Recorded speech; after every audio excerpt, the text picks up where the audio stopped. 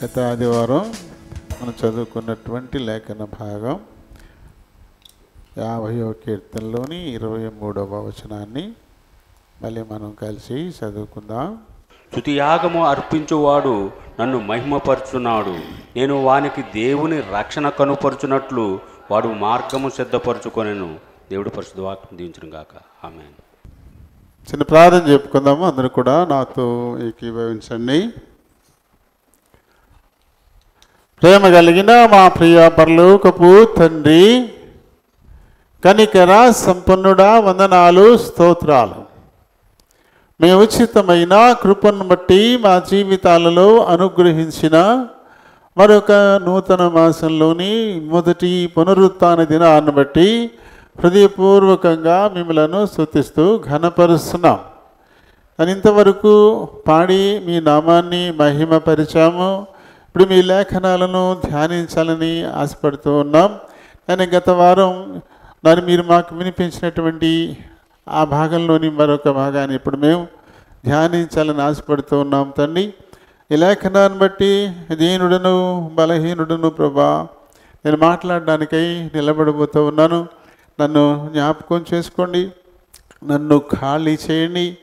మీ చిత్తానుసారమైన మాటలు నా నోట నుంచి మీరే మాట్లాడుకొని మహిమ ఘనత ప్రభావాల్ని పొందమని అడుగుతూ ఉన్నాను. చేర్చబడిన మా పిల్లలందరిని బట్టి వందనాలు, స్తోత్రాలు. ఎవరైనా మార్గం ఉంటే త్వరపెట్టి తోడుకుని రండి. నిలిచిపోతున్న వారిని కూడా జ్ఞాపకం చేసుకోండి. అయినా చిన్న చిన్న కారణాలను సాకుగా చూపి సాతానుడు వారిని అడ్డగిస్తూ ఉన్నాడు.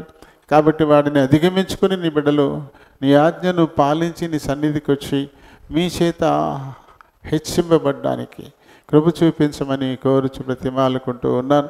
వచ్చిన వారెల్లా ఈ కొద్ది సమయం తమ హృదయాలు చెవులు ఈ పరలోకపు గవిని వైపు కేంద్రీకరించులాగున సహాయం చేయండి. నిద్రాత్మల్ని అంధకార శక్తుల్ని నజరేయుడైన యేసు నామములో బంధిస్తున్నాం.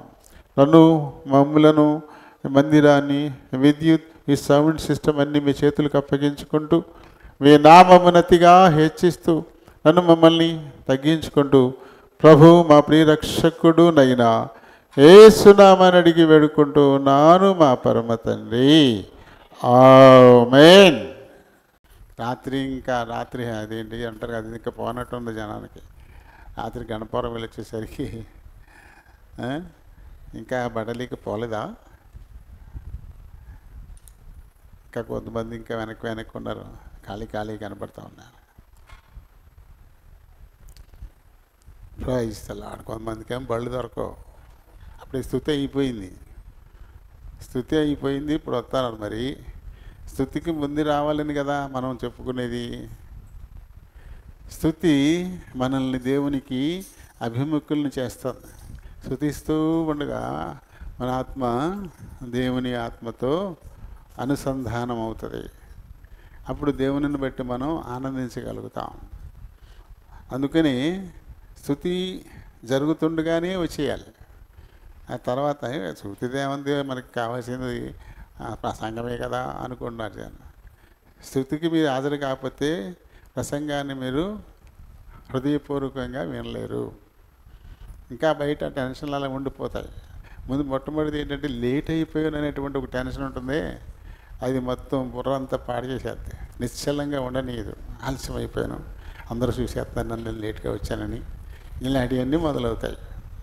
లేట్గా ఎప్పుడు వచ్చినా సరే మీరే చూడండి, ముందు వచ్చి కూర్చుని చూడండి, లేట్ అయ్యి వచ్చి రెండింటికి తేడాని మీరు గమనించండి. ముందు వచ్చేస్తే ఎంత ప్రశాంతంగా ఉంటుంది, అదొక రకమైనటువంటి గర్వంగా ఉంటుంది. నేను ముందు వచ్చాను నా ప్రభు సన్నిధికి. లేట్ అయిపోయినప్పుడు మందిరంలో అక్కడ అడిగట్టగానే మొదలవుతుంది మనకి టెన్షన్. లేట్ అయిపోయింది, అందరూ వచ్చేసారు కూడా, అందరూ నన్ను చూస్తా లేట్ అయిపోయింది. ఎందుకు పైకి వెళ్తే ఎందుకు కిందే కూర్చుని పోదాం, అమ్మోళ్ళని ఎక్కడ కూర్చోవచ్చు. నాకు కనపడకుండా దాక్కుంటారా? దేవునికి దాక్కుంటారేంటి? ఆయన కనపడరా?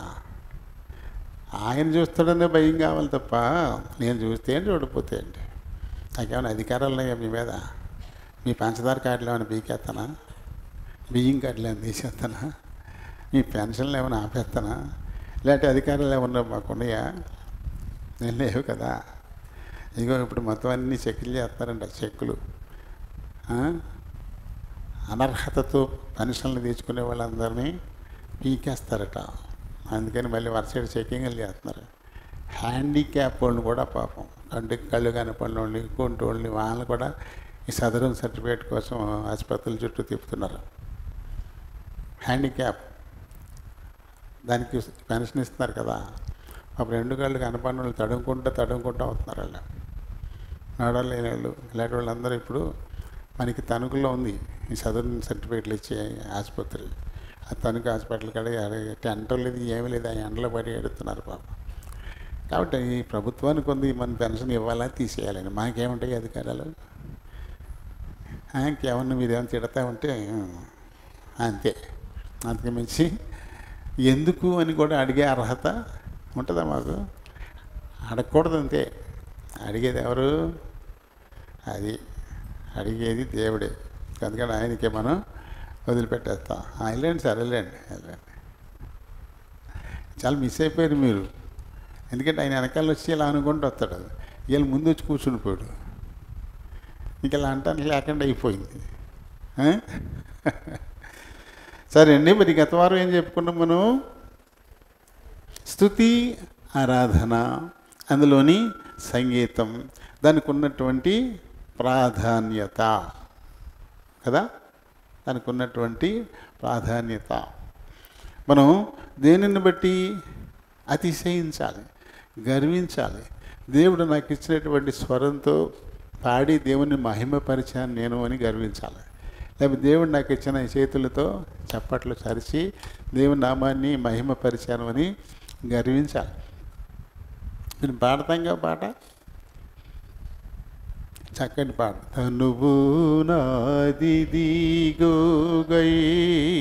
కొనుమేయు ప్రభువాని పనికి ప్రతిష్ఠించుమే.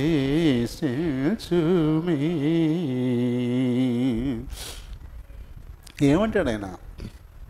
నిజంగా ఇదిగో ఈ నా తనువు, నువ్వు ఈ నా శరీరం, ఇది నీ పనికి ప్రతిష్ఠించు.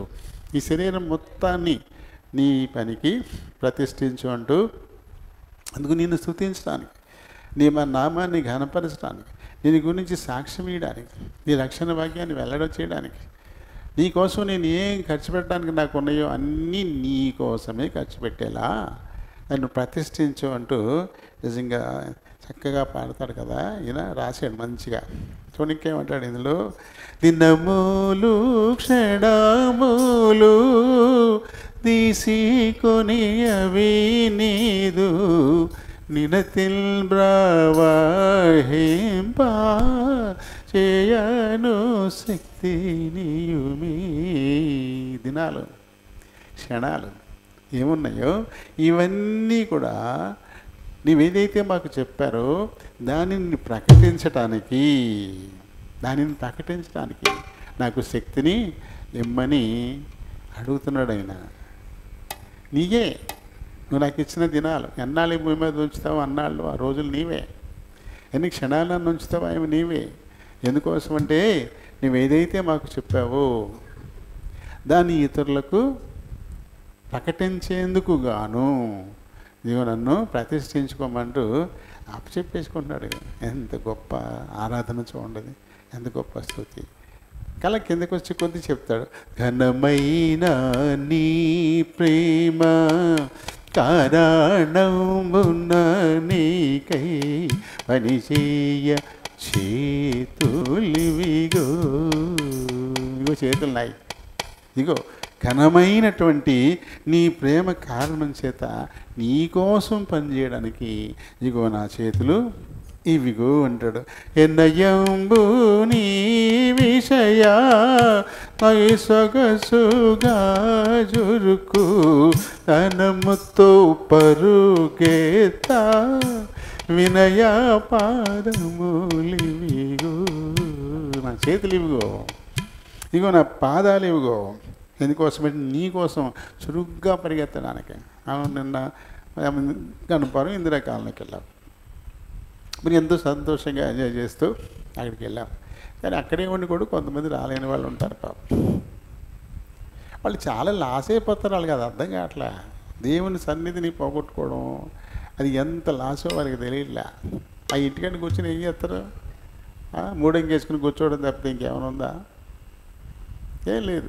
దేవుని సన్నిధికి వస్తే దేవుడు ఆయన ఇచ్చినటువంటి ఈ ఆర్గన్స్ వీటితో దేవుని మహిమపరిచి గొప్ప చేసి ఆశీర్వాదాలు పొందేటువంటి అవకాశం. కానీ మనకి పనులు అస్సలు తేవలవు, మనకి కాళ్ళు అసలు ఆడవు మనకి. మరి ఎన్ని కోట్లు సంపాదించేశారో నాకు అర్థం కాదు. ఇలాగా తెల్లారి గంటలు లేచి రాత్రి పడుకునేదాకా ప్రయాస పడతానే ఉంటారు. ఎన్ని కోట్లు వెనకేసేసారు? మీకు అర్థమవుతుంది నా ప్రయాస వ్యర్థమైపోతుందని. మన ప్రయాస ప్రభునందుంటే అది ఆశీర్వదింపబడుతుంది. మన ప్రయాస ప్రభువునందుంటే వర్ధిల్లుతుంది. అది ప్రభువు లేకుండా నువ్వు ఎంత ప్రయాసపడి నీ కాళ్ళు చేతులు పీక్కోవడం తప్పితే దేవుని ఆశీర్వాదం ఉండదు. అది లేకపోతే నిన్న మనం చదివాం కదా, సామెతలు 10:22 మనం చదివాం. చదవండి ఒకసారి.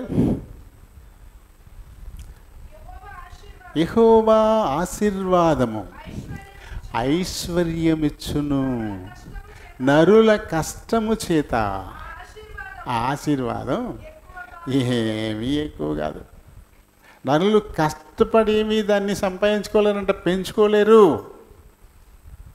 కేవలం దేవుని యందలి భయభక్తుల ద్వారా వచ్చేటువంటి ఆశీర్వాదం ఏది ఉంటుందో దానివల్ల వచ్చే ఐశ్వర్యమే నీకు శాశ్వతం.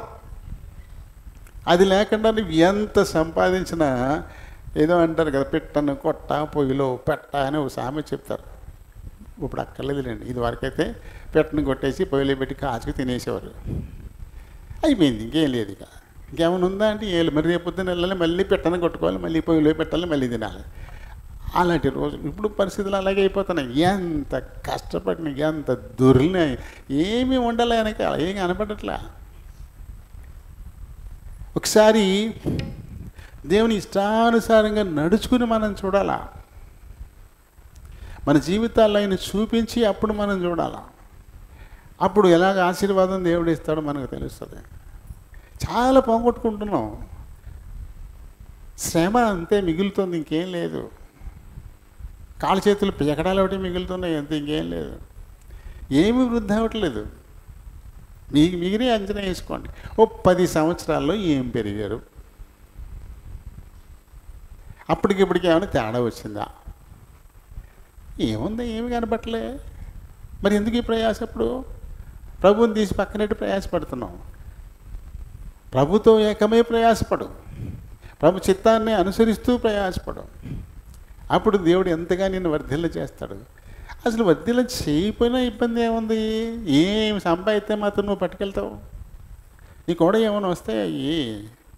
నువ్వు సంపాదించాల్సింది ఆధ్యాత్మిక సంపద. భూమి మీద ధనాన్ని సంపాదించుకోవడానికి ప్రయాసపడద్దు. దొంగలెత్తుకెళ్ళిపోతారు, సిమెంట్లు కొట్టేస్తాయి. మీ ధనాన్ని పరలోకంలో సంపాదించుకోండి, అక్కడ దొంగలెత్తుకెళ్ళరు, సిమెంట్లు కొట్టడానికి. యేసుప్రభు చెప్పినటువంటి శాశ్వత కాలం దేవునితో ఉండాలి. శాశ్వతం. అక్కడే అనేక నివాసాలు ఉన్నాయి. అక్కడ ఏ నివాసం నీకు వస్తుందో ఇంకెప్పటికీ అదే, ఇక మార్పు ఉండదు. అక్కడేం మార్చుకోవడానికి ఉండదు. ఇక్కడ నువ్వేం సంపాదించావో దానిని బట్టి నీ నివాసం అక్కడ ఉంటుంది. లక్ష్యం పెడతావు. నీ కళ్ళు ఎదురుగుండా నీతోటి వాళ్ళు, లేకపోతే నీకంటే ఈ లోకంలో నీకంటే తక్కువగా ఉన్నటువంటి వాళ్ళు కూడా ప్రభుతో కలిసి నడిచిన దానికి ఫలితంగా ఉన్నతమైనటువంటి నివాసాల్లో ఉంటే వాళ్ళు ఎదురుగుండా నువ్వు ఎలా? అనేక నివాసములు కలవు, అనేక రకాలైన నివాసాలు ఉన్నాయి. ఈ భూమి మీద ప్రభు కొరకు నువ్వు ఎంతగా ప్రయాసపడతావు దానిని బట్టి అక్కడ నివాసం ఉంటుంది. అక్కడ దానిని బట్టే నీ స్థితి ఉంటుంది అక్కడ. మరి ఆలోచిస్తున్నావు ఎప్పుడన్నా మనం? ప్రభువుని పక్కన పెట్టేసి పాకులాడే పని ఏం రాము. మన ఇంటి దగ్గర బాధ నెట్టుకుంటే ఊరందరూ వచ్చేయాలి, మనం ఎక్కడికి వెళ్ళాం? దేవుడు ఏమో న్యాయస్తుడా అని తెలీదా? అది మనం వస్తున్నామని కాకుండా దేవుని సన్నిధి అని చెప్పేసి జనాలు వచ్చేస్తున్నారు అంతే తప్ప, అందరూ కూడా ఎప్పుడన్నా మన ఇంటికి వచ్చారేంటాడు మనం వెళ్తాకి అనుకుంటే ఎవరుంటారు నీ ఇంటికాడ? ఎవరిని సంపాదించుకున్నావు నువ్వు? ఎవరిని సంపాదించుకుంటున్నావు? ఎప్పుడన్నా ఆలోచించాం అదే? నేను అక్కడికి పోను, అందరూ మటుకు నా దగ్గరికి వచ్చేయాలి. ఇదే న్యాయం? మనకే న్యాయం అనిపించదు కదా అది. మనం ఆలోచిస్తే మనకి న్యాయం అనిపిస్తుందా? అనిపించదు. కాబట్టి ప్రభు కొరకు, ప్రభు స్థితిలో మనం భాగస్వామ్యులం కావాలి. ప్రభుని గురించి సాక్ష్యం ఇవ్వడంలో కూడా మన పార్ట్ మనకు ఉండాలి.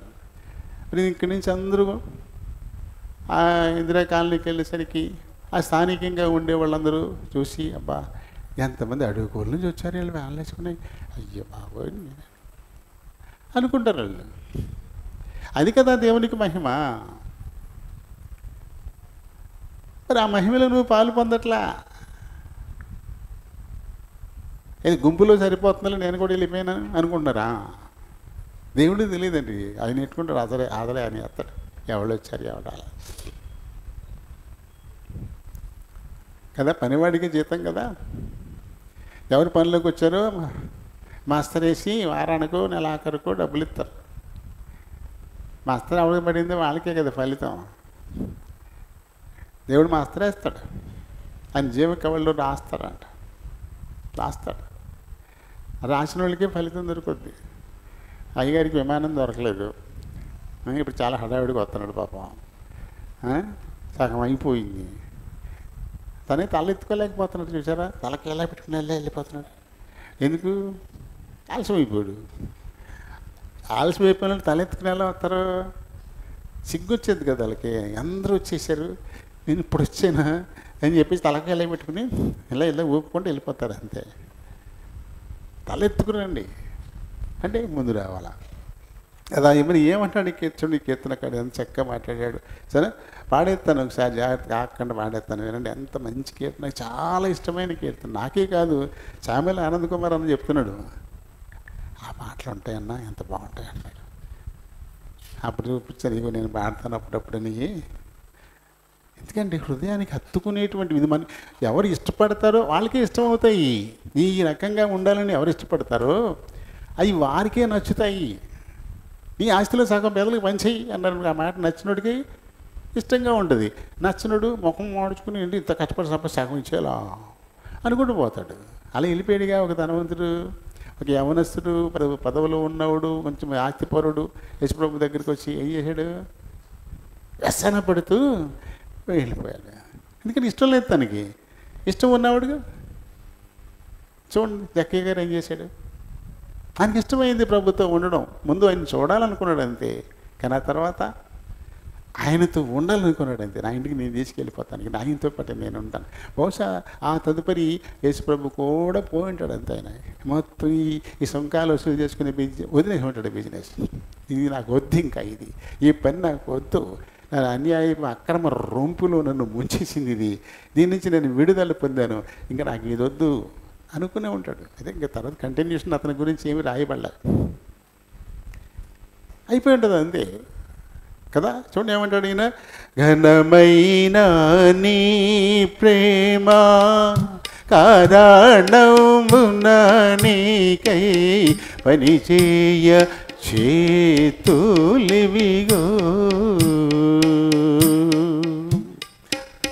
ఎనయము నీ విషయ పై సొగసుగా చురుకు ధనముతో పరుగెత్త వినయ పాదములివిగో తనువు నాదిదిగోగై కొనుమియో ప్రభువాని పనికి ప్రతిష్ఠించుమి.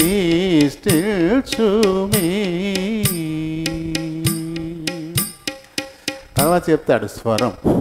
చేతులు అయిపోయినాయి, కాళ్ళు అయిపోయినాయి, ఇప్పుడు స్వరం అంటాడు కదా.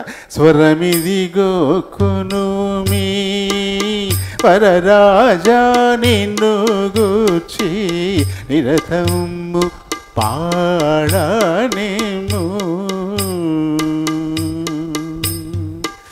మరియు పేదవులివిగో మహనీయమైన నీ పరిశుద్ధ వార్తతో పరిపూర్ణముగా నింపు. ఏమన్నారు చూడండి, ఇదిగో నా స్వరం, స్వరం ఇదిగో, వరాలు ఇచ్చేటువంటి ఒక రాజా, ఇదిగో నా స్వరం, నేను గురించి నిత్యము పాడేలా నాకు సహాయం చేయి, వాడుకో నా స్వరాన్ని, నిత్యము పాడి అంటాడు. ఇంకా ఇగో నా పెదాలు, ఇవేంటంట, మహనీయమైనటువంటి నీ పరిశుద్ధ వార్తతో నింపు, నేను చాటి చెబుతాను. స్వరంలో ఉంది, పలుకు పెదాల్లో ఉంది. ఈ రెండు కూడా ఇగో నీకు ఇచ్చేస్తున్నాను, నేను స్తుతించడానికి, నీ పరిశుద్ధ వార్తను ప్రకటించడానికి ప్రతిష్ఠించు నాయన అంటూ పరిపూర్ణమైన సమర్పణను సర్వాంగ హోమగమ్యం అర్పించుకోమన్నాడే. అందుకు తగినటువంటి కీర్తన. ఇంక సంపాదించే సంపదన దాని గురించి మాట్లాడుతాడు. వెండి పసిడి ఇవిగో నీచమై నన్ను నాకై ఉండవలెనని కోరాను, నిండైనా నీ ఇష్ట నియమము చొప్పున మెండుగా వాడబరి మితియ జ్ఞానం విదిగో. అవి కోరుకోవట్లే, వెండి నాకొద్దు, బంగారం నాకొద్దు, నాకు ఉండాలని నేను కోరుకోను. కోరుకోకపోయినా దేవుడు ఇస్తాడు. నీ ఆశ, నీకు దాని మీద ఆశ లేదు అని ఇంత మాత్రం నేను ఇవ్వకుండా ఉంటాడా? ఆశ లేకుండా ఉన్న వాళ్ళకి ఎక్కువ ఇస్తాడు, ఎందుకంటే పంచి పెడుతుంటారు, ప్రభు పనికి వాడుతూ ఉంటారు, కాబట్టి ఇస్తూనే ఉంటాడు. అందుకని ఇవి నాకు ఉండాలని నేనేమీ కోరుకోను. అది నాకున్న పరిమితి అయినటువంటి జ్ఞానం, నిండైనటువంటి నీ విషయం, నీ నిష్ట, ఈ ప్రకారంగా నడుచుకోవడానికి నాకున్నటువంటి చిన్న కొద్దిపాటి జ్ఞానం ఇదిగో అంటాడు. అన్నీ చెప్పేసుకుంటున్నాడు కదా. నా ఇష్టమిదిగో, ఇది నీ ఇష్టముగా చేయ, నా ఇష్టమింకా కాదది. నా ఇష్టం ఇదిగో, ఇది నీ ఇష్టంగా నీకు ఇచ్చేస్తాను, ఇంక నా ఇష్టం ఇక కాదది. నా ఇచ్ఛాయున్నట్టి నా హృదయమిదిగోని కేయది రాజా కియా సింహాసనము. నా ఇష్టం ఎక్కడుంది? ఇదిగో నా హృదయంలో ఉంది. ఈ నా ఇష్టం ఇక నాది కాదు, నా ఇష్టం ఉన్నటువంటి నా హృదయాన్ని నీకు సింహాసనం చేసేస్తా ఉన్నాను. అక్కడుండు, నీ ఇష్టం చెప్పున నన్ను నడిపించుకో. ఇక నా ఇష్టం కాదు ఇది, నాకు ఇష్టం అంటూ ఇంకేమీ లేదు. నా ఇచ్చ ఉన్నటువంటి నా హృదయాన్ని నీకు సింహాసనంగా చేసేస్తా ఉన్నాను. అక్కడ కూర్చుని నన్ను ఏలుబడి చేయి, మీ చిత్తానుసారంగా నడిపించుకోమంటూ పూర్తిగా ఆయనకి అప్పచెప్పేసుకుంటున్నాడు. ఇలాంటి ఒక కీర్తన పాడినప్పుడు మనం చాలా సిగ్గుపడాల్సి ఉంటుంది, చాలా సిగ్గేస్తుంది మనకి. అబ్బా ఎంత చక్కగా సమర్పించుకుంటున్నాడు ఈ కీర్తనకాడు. నేనేం సమర్పించుకున్నాను, కనీసం గొంతెత్తి పాడలేకపోతున్నాను, కనీసం చప్పలు తెరిచి దేవుని స్తుతించలేకపోతున్నాను, దేవుని గురించి ఒక సాక్ష్యం చెప్పలేకపోతా ఉన్నాను. ఇతరులు నన్ను చూసి దేవుని మహిమపరిచేలా ఒక్కటి కూడా నా క్రియ లేదు. నాకున్న సమయం అంతా ఎంతసేపు దేక్కుంటానే సరిపోతుంది, దేక్కుంటా పాక్కుంటా, దేక్కుంటా పాక్కుంటా. మా కాళ్ళు కొట్టుకుపోతానే, మా చేతులు కొట్టుకుపోతే తప్ప ఏమీ మిగలలే. కానీ దేవుని ఆశీర్వాదానికి దూరం అయిపోతున్నాం మనం. దేవుని కొరకు నువ్వు పనిచేసి ఆయన ఇష్టానుసారంగా నడుచుకుని చూడు, దేవుడు నిన్ను ఎంతగా గొప్ప చేస్తాడో అప్పుడు మనకు అర్థమవుతుంది. ఇక చివరిగా అంటాడు ఈయన, చూడండి, ఉన్నా నా ప్రేమని సన్నిధానము నానే నిన్నడు ధారావోయల్,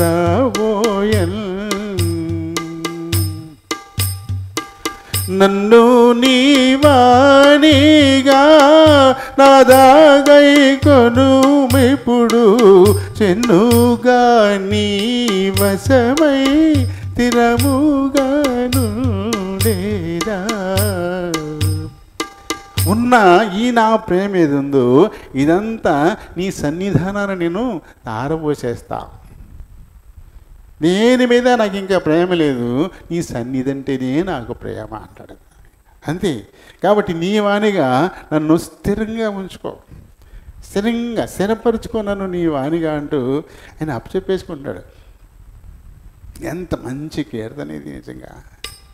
ఆయన జీవిత సారం, మహానుభావుడు. ఆయన ఏమైతే అనుభవించాడో అది మనకు రాసి పెట్టాడు. ఈ కీర్తనను మనం పాడుకుంటే కనుక ఒక్కొక్కసారి మనకి సిగ్గేస్తుంది. ఏమి ఇస్తున్నాం మనం దేవుని కోసం, ఏం చేస్తున్నాం ఆయన కోసం? మనం తనకంటే ఇంకేం ఉంచుకోలేదే, సమస్తము దేవునికి సమర్పయామి అన్నాడు అంతే. ఎందుకంటే ఏం తగ్గిపోయిపోయింది మనకి? ఏం తక్కువ కాదు. అందుకు మించి ఆయన ఉన్న చోట ఉన్నతమైన ఆసనం వేసి ఒక మంచి నివాస స్థలంలో దేవుడు మనల్ని స్థిరపరుస్తాడు. అదే కదా మనకు కావాల్సింది. అల్టిమేట్గా మనం కోరుకోవాల్సింది ఏంటి? దేవుని నిత్య రాజ్యంలో ఆయన మనకు ఒక మంచి విలాసవంతమైన ఒక నివాసాన్ని సిద్ధం చేయాలి. అది ఎప్పటికీ ఉండిపోతుంది, ఎవర్లాస్టింగ్. దానికి ముగింపు అంటే ఇంకా లేదు. తరతరాలు అలానే ఉండిపోతుంది, ముగింపు లేనటువంటిది. అది ఎప్పుడు మనకి మళ్ళీ రంగులు ఏమి వేయక్కలేదు వాటికి. మనకి ఎక్కడైతే 2 ఏళ్ళకి ఒకసారి రంగులు వేసుకోవాలా? రంగులు వేయాలంటే తక్కువ అవుతున్నాయా? కాబట్టి మనల్ని మనం ఒకసారి పరీక్షించుకోవాలి. దేవుని స్తుతించడంలో ఏమిటి మన పాత్ర? ఏం చేస్తున్నాం మనం? మన స్వరాన్ని ఇస్తున్నామా? మన అవయవాలను ఇస్తున్నామా? దేవుడు మనకి ఇచ్చిన దాన్ని ఇస్తున్నామా? ఏం ఖర్చు పెడుతున్నావు ఆయన కోసం? నువ్వు నన్ను ఘనపరచువని నేను ఘనపరుస్తానని చెప్పాడు కదా. దేవుడు ఎప్పుడూ నమ్మదగినవాడే, ఆయన మాట ఇచ్చి నెరవేర్చేటువంటి వాడు కదా. కాబట్టి ఆయన మనల్ని ఘనపరచడానికి మనం అవకాశం ఇస్తున్నామా? ఆయన్ని అశక్తుడిగా మనం చేసేస్తున్నామంత. మనకి చెయ్యాలనుకుంటున్నాడు, చేయలేకపోతున్నాడు. చేయలేకపోతున్నాడు. ఏదో ఒక ఆట పెట్టారనుకోండి, అక్కడ గెలుపొందినోడికి బహుమానం అని పెద్ద టేబుల్ వేసి మంచిగా కలాతేసి దాని మీద పెట్టి ఇదిగో గెలిచినోడికి ఇది ఇవ్వండి. ఎవడు గెలుస్తలేదు. ఎలా ఉంటుంది? ఎవరికి గెలవట్లేదు. ఇవ్వడానికి బహుమానం అక్కడ సిద్ధంగానే ఉంది, చక్కగా పెట్టారు అక్కడ. కానీ దాన్ని అందుకోవడానికి ఎవరు సరిపోట్లా. కారణం ఏంటి? ఆ పందుల్లో ఎవరికి గెలవట్లా. దేవుడు ఇవ్వడానికి రెడీ పెట్టాడు దాన్ని. కాబట్టి గెలవకపోతే ఇంకెలా ఇవ్వగలడైనా? గెలిచిన వాడిదే కదా అది. గెలవకపోతే ఇంకెలా ఇస్తాడు? ఇప్పుడు తప్పు ఎవరిది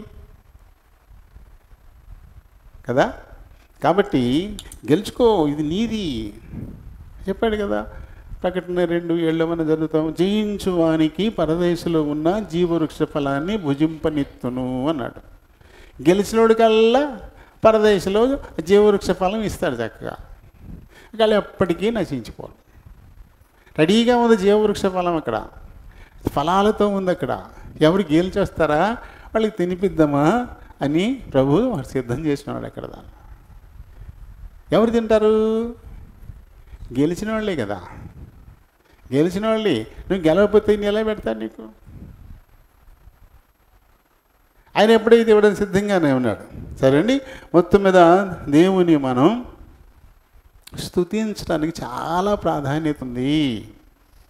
స్తుతి చేయలేనిదంటూ ఏది లేదని మనం చూసాం. దేవుని స్తుతిస్తూ 13 మార్లు ఎరుకో చుట్టూ తిరిగేసరికి ఎత్తైన వెడల్పైన బలమైన గోడలు ఏమైపోయాయి? కుప్పకూలిపోయాయి. వాళ్ళు ఏం చేయలేదు, ఒక రాయి తీయలే, దేనితోటి గోడలా, కేవలం స్తుతించారంతే. స్తుతిస్తూ ఆర్భాటం చేస్తూ 6 రోజులు ఒక రౌండ్ వేశారు, రోజుకు ఒక రౌండ్ చొప్పున. 7వ రోజున 7 రౌండ్లు కొట్టారు. ఆర్భాటిస్తూ దేవుని స్తుతించారు అంతే. అంతే. ఆ స్తుతి ముందు ఎందుకు పడిపోయినాయి గోడలో? ఊరినే పడిపోయినాయా? స్తుతి ఎక్కడ ఉంటుందో దేవుడు అక్కడ ఉంటాడు. ఆయన అడుగులు పెడితే ఏమవుతుంది? కొండలే కరిగిపోతాయి. ఆఫ్టర్ ఆల్ ఈ గోడ ఏముంది అసలు? అని అడుగు పెడితే కొండలు ఏమైపోతాయి, మైనపు ముద్దలా అలా కరిగిపోతాయి. అలాంటిది ఆయన ఆ గోడల మీదకి వచ్చి అక్కడి నుంచి ఉంటే గోడలు ఉంటాయా? స్తుతుల మీద ఆసీనుడై ఉంటాడు ఆయన. నువ్వు స్తుతిస్తూ ఉంటే నీకు కష్టాలు తీరిపోతాయి. ఆయన స్తుతిస్తూ ఉంటేనే నీ ఇబ్బందులన్నీ పోయాయి. ఎందుకంటే ఆయన వచ్చేస్తాడు అక్కడ. ఆయన శ్రీమంతుడైన దేవుడు, సర్వము చేయగలిగిన దేవుడు ఆయన. స్వస్థపరుచు యెహోవా. ఆయనకి అసాధ్యమైనది ఏది కూడా లేదు. అయితే నువ్వే నీ దగ్గర రాని ఇట్లా నేను స్తుతించాను, నాకు అంతకేం బాగోలేదు బాబా, నేనేమైనా చదువుకున్నానా అని నోరు తెరిచి స్తుతించే పని లేదు. చప్పట్లు కొడుతూ నాకు రాదు చప్పట్లేక నాకు రాదు, కాబట్టి నేను చప్పట్లు కొట్టి దేవుని స్తుతించను. మరి నువ్వు స్తుతించబోతే అలా నీ దగ్గరికి వస్తాడైనా. స్తుతులపై ఆసీనుడై ఉంటాడు ఆయన. స్తుతి ఎక్కడ ఉండి అక్కడ ఖచ్చితంగా ఉండి తీరుతాడు అక్కడ కదా. అపొస్తలుల కార్యాలు 16వ అధ్యాయంలో మనం చదువుతాం. ఇప్పుడేం చదవక్కర్లేమ్మా, తీయక్కర్లేదు. అక్కడ చూడండి, పౌలు శీలను చెరసాల్లో పెట్టినప్పుడు వాళ్ళు స్తుతించడం మొదలుపెట్టారు. అవమానం పొంది దెబ్బలు తినేసి రక్తాలు గారుతూ చెరసాల్లో ఉండి దేవుని స్తుతించడం మొదలుపెట్టారు. ఏమైపోయింది? దేవుడు వచ్చాడు అక్కడికి కదా.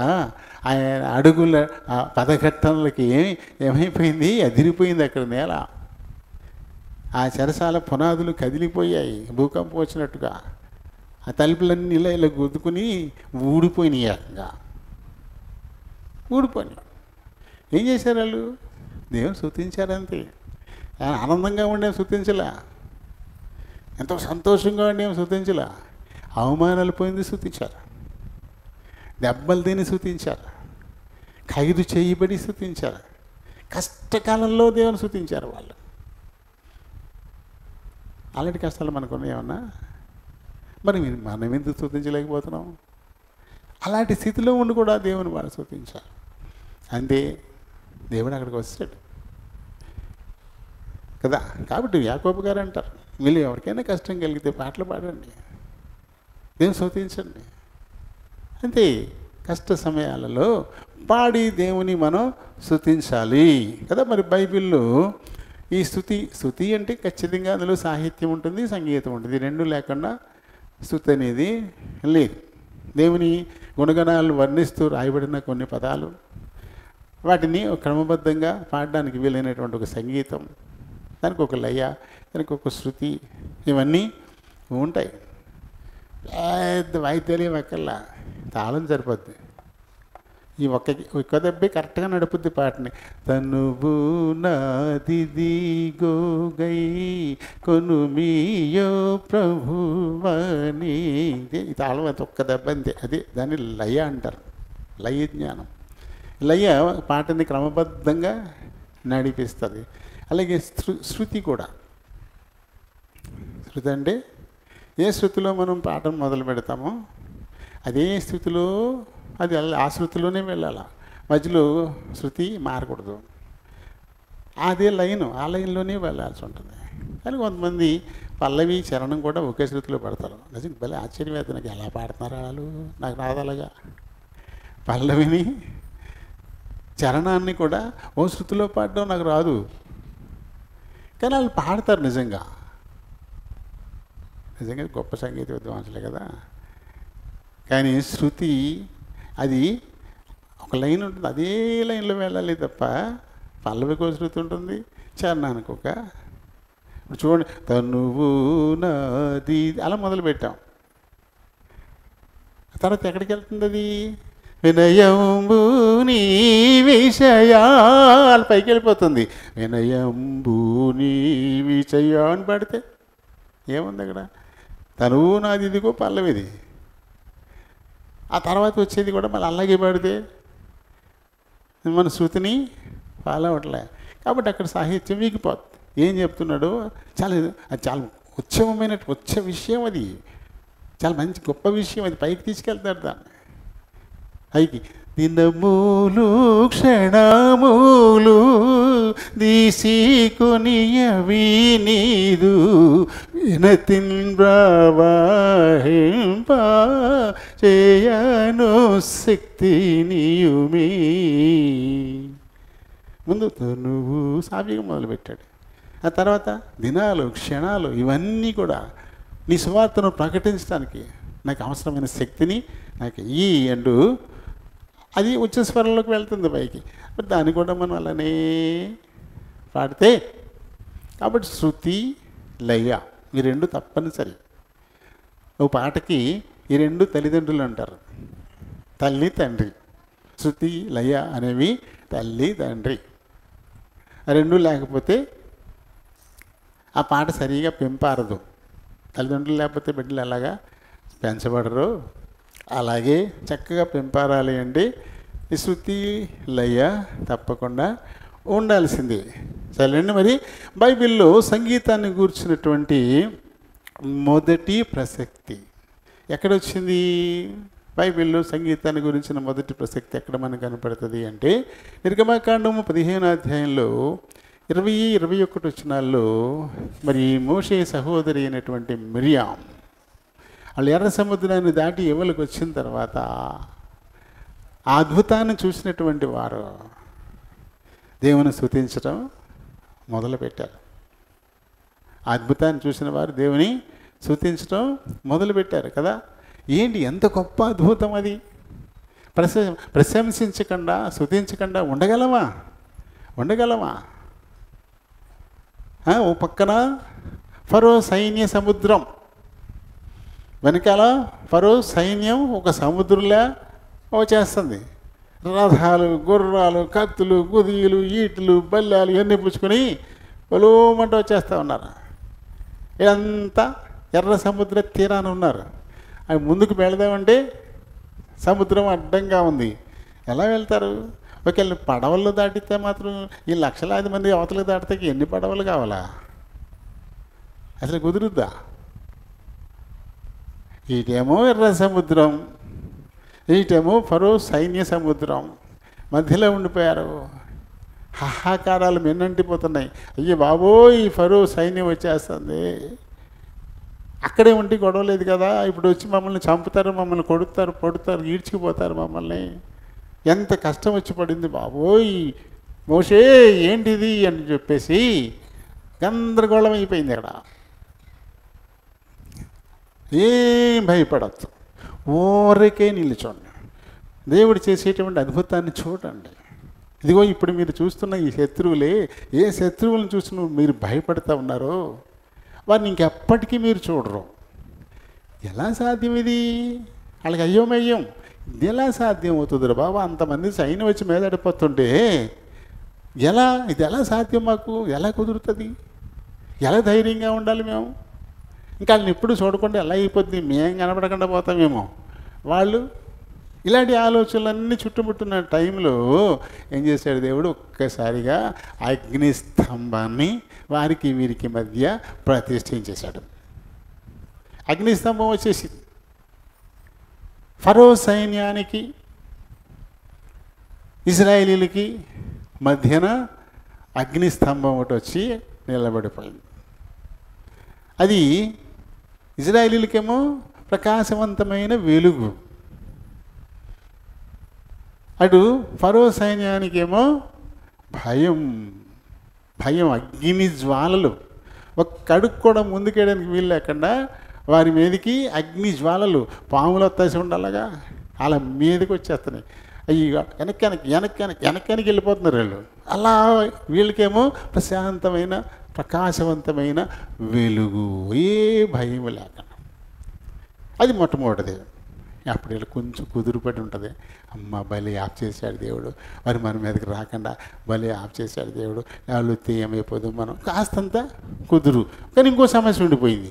మరి దాటి వెళ్ళడానికి ఎర్ర సముద్రం కదా, దీన్ని ఎలా దాటి వెళ్ళాలి? ఇప్పుడు మనం ఏం చేస్తాడంట ప్రభు? ఒకటైతే చేశాడు కాబట్టి ఇంకోటి కూడా చేస్తాడు అనేటువంటి ఒక నమ్మకం కాస్త వచ్చింది. అంది మోషే తన కర్ర చాపాడు. సముద్రం ఏమైంది? పరుగెత్తేసింది. పరుగు ఇటు దాదాపుగా 22 కిలోమీటర్లు వెళ్ళిందని చెప్తారు బైబిల్ పండితులు. ఎందుకంటే వాళ్ళు ఒక 1,00,00,000 మంది ఉన్నారు. కొట్లాది పశువులు ఉన్నాయి. ఇవన్నీ దాటానికి ఓ సందు సరిపోద్దా? ఎక్కడ సరిపోద్ది? ఇటు కొన్ని కిలోమీటర్లు విడిపోయిందంటే ఇంకా విడిపోయి మొత్తం ఆరిపోయింది. ఎక్కడో అక్కడ అలా దిగి అలా అవతలకి ఎక్కిపోయేటువంటి పరిస్థితి. అదంతా కళ్ళారా చూస్తున్నారు.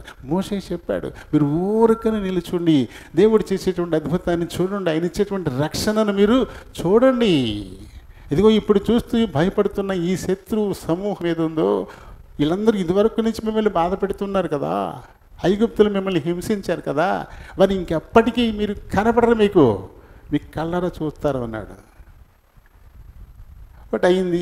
రెండోది పాయలు అయిపోయింది. గొప్ప ఆనందం. ఆమె ఇతరుల అవతలకి వెళ్ళిపోతా ఉన్నారు. వీళ్ళు మూర్ఖులే కదా. ఎవరాళ్ళు? ఐగుప్తీయులు. దేవుడు ఇశ్రాయేలీయుల కోసం ద్వారం తెరిచాడు, కానీ వాళ్ళ కోసమా? వాళ్ళు కడుక్కొని ముందుకేయకుండా అక్కడ నిలబెట్టేశాడు కదా. అది ఊరినే తీసేసాడంటే దాని అర్థం ఏంటి? నా జనాన్ని పట్టుకోండి, నా జనాన్ని చంపేయండి అని చెప్పేసి తీసాడా? వాళ్ళు చాలా మూర్ఖంగా ఆలోచించారు. ఆలోచించి అందులో చొరబడ్డారు. ఇశ్రాయేలీయులు ఆఖరులు గట్టెక్కేశారు, వీళ్ళందరూ మధ్యకొచ్చారు. అంతే, మోషే అన్నాడు, అంతే. రెండు మళ్ళీ కాల్చిపోయింది. అలా చూస్తుండగానే ఈ రథాలు, గుర్రాలు, ఈ అధిపతులు అందరూ కూడా నీటిలో ఇలా ఇలా కొట్టుకుంటూ పోయారు. ఇలానా? ఇక ఈ శత్రువుల్ని ఇంక చూడరు అని చెప్పాడు కదా, ఈ రకంగానా అని చెప్పి ఎప్పటికీ కూడా ఎర్ర సముద్రం ఎక్కడైతే పాయలైందో, ఎక్కడైతే ఇశ్రాయేలీయులు దాటారు, ఎక్కడైతే ఐగుప్తు సైన్యం అంతా మునిగిపోయిందో ఆ ప్రాంతాల్లో గుర్రాల ఎముకలు, అస్థపంజరాలు, రథాల చక్రాలు ఇవి దొరుకుతున్నాయి. అక్కడ ఎలా? అది నిజమని అర్థమవుతుంది కదా దాన్ని బట్టి. అక్కడికి ఎందుకు వెళ్ళినాయి? ఆ సముద్రంలో గుర్రాల హస్తపంజరాలు ఎందుకున్నాయి? రథాల అవశేషాలు ఎందుకున్నాయి? అక్కడ ఇప్పుడు మనం ఎల్ఐ వీల్స్ అంటాం కదా, మన బండికి ఎల్ఐ వీల్స్ కొన్నిటికి 3 ఆకులు ఉంటాయి, కొన్నిటికి 6 ఆకులు ఉంటున్నాయి, కొన్ని 3 ఉంటాయి, కొన్ని ఎల్ఐ వీల్స్ ఉన్నాయి కదా 3. అలాగే అక్కడ కూడా ఆ 3 ఆకులు ఉండే రథచక్రాలు, 6 ఆకులు ఉండే రథచక్రాలు దొరికినాయి ఎక్కడ అండి? ఆ ఎర్ర సముద్రంలో మొత్తం మీద రథాలు మునిగిపోయాయి, గుర్రాలు చచ్చినాయి. ఇవన్నీ నిజము అనడానికి రుజువుగా ఇప్పుడు ఉన్నాయి. ఇంత గొప్ప అద్భుతాన్ని చూసినటువంటి మిరియాం దేవుని స్తుతించలేకుండా ఉండలేకపోయింది. అందుకే వెంటనే సితారా పుచ్చుకుంది, తంబుర పుచ్చుకుంది. తనతో పాటు చాలామంది కన్యకలు తయారయ్యారు. వీళ్ళందరూ కలిసి అక్కడ ఆ పాట పాడారు. చదవమది. అహరోను సహోదరియు ప్రవక్త్రియునగు మిరియాం తంబురను చేతపుచ్చుకొని స్త్రీలందరూ తంబురలతోనూ నాట్యములతోనూ ఆమె వెంబడి వెళ్ళగా మిరియాము వారితో కలిసి ఇట్లు పల్లవి ఎత్తి పాడెను. పాట పాడింది, పల్లవి ఎత్తి పాడింది. మనం పాడతాం, యెహోవాను గానము చేసెదము ఏకముగా మనకు రక్షకుడాయనే, ఆయన మహిమ పాడెదము, ఆయనను వర్ణించెదము, ఆయనే దేవుడు మనకు. ఫరో రథముల సేనలను తన శ్రేష్టాధిపతులను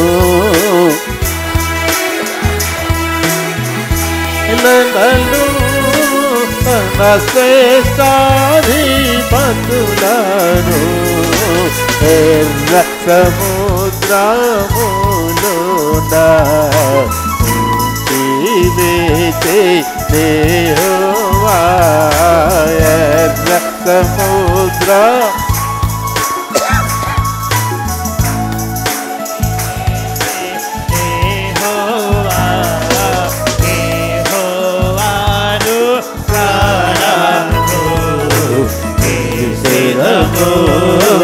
ఏక ఏకముగా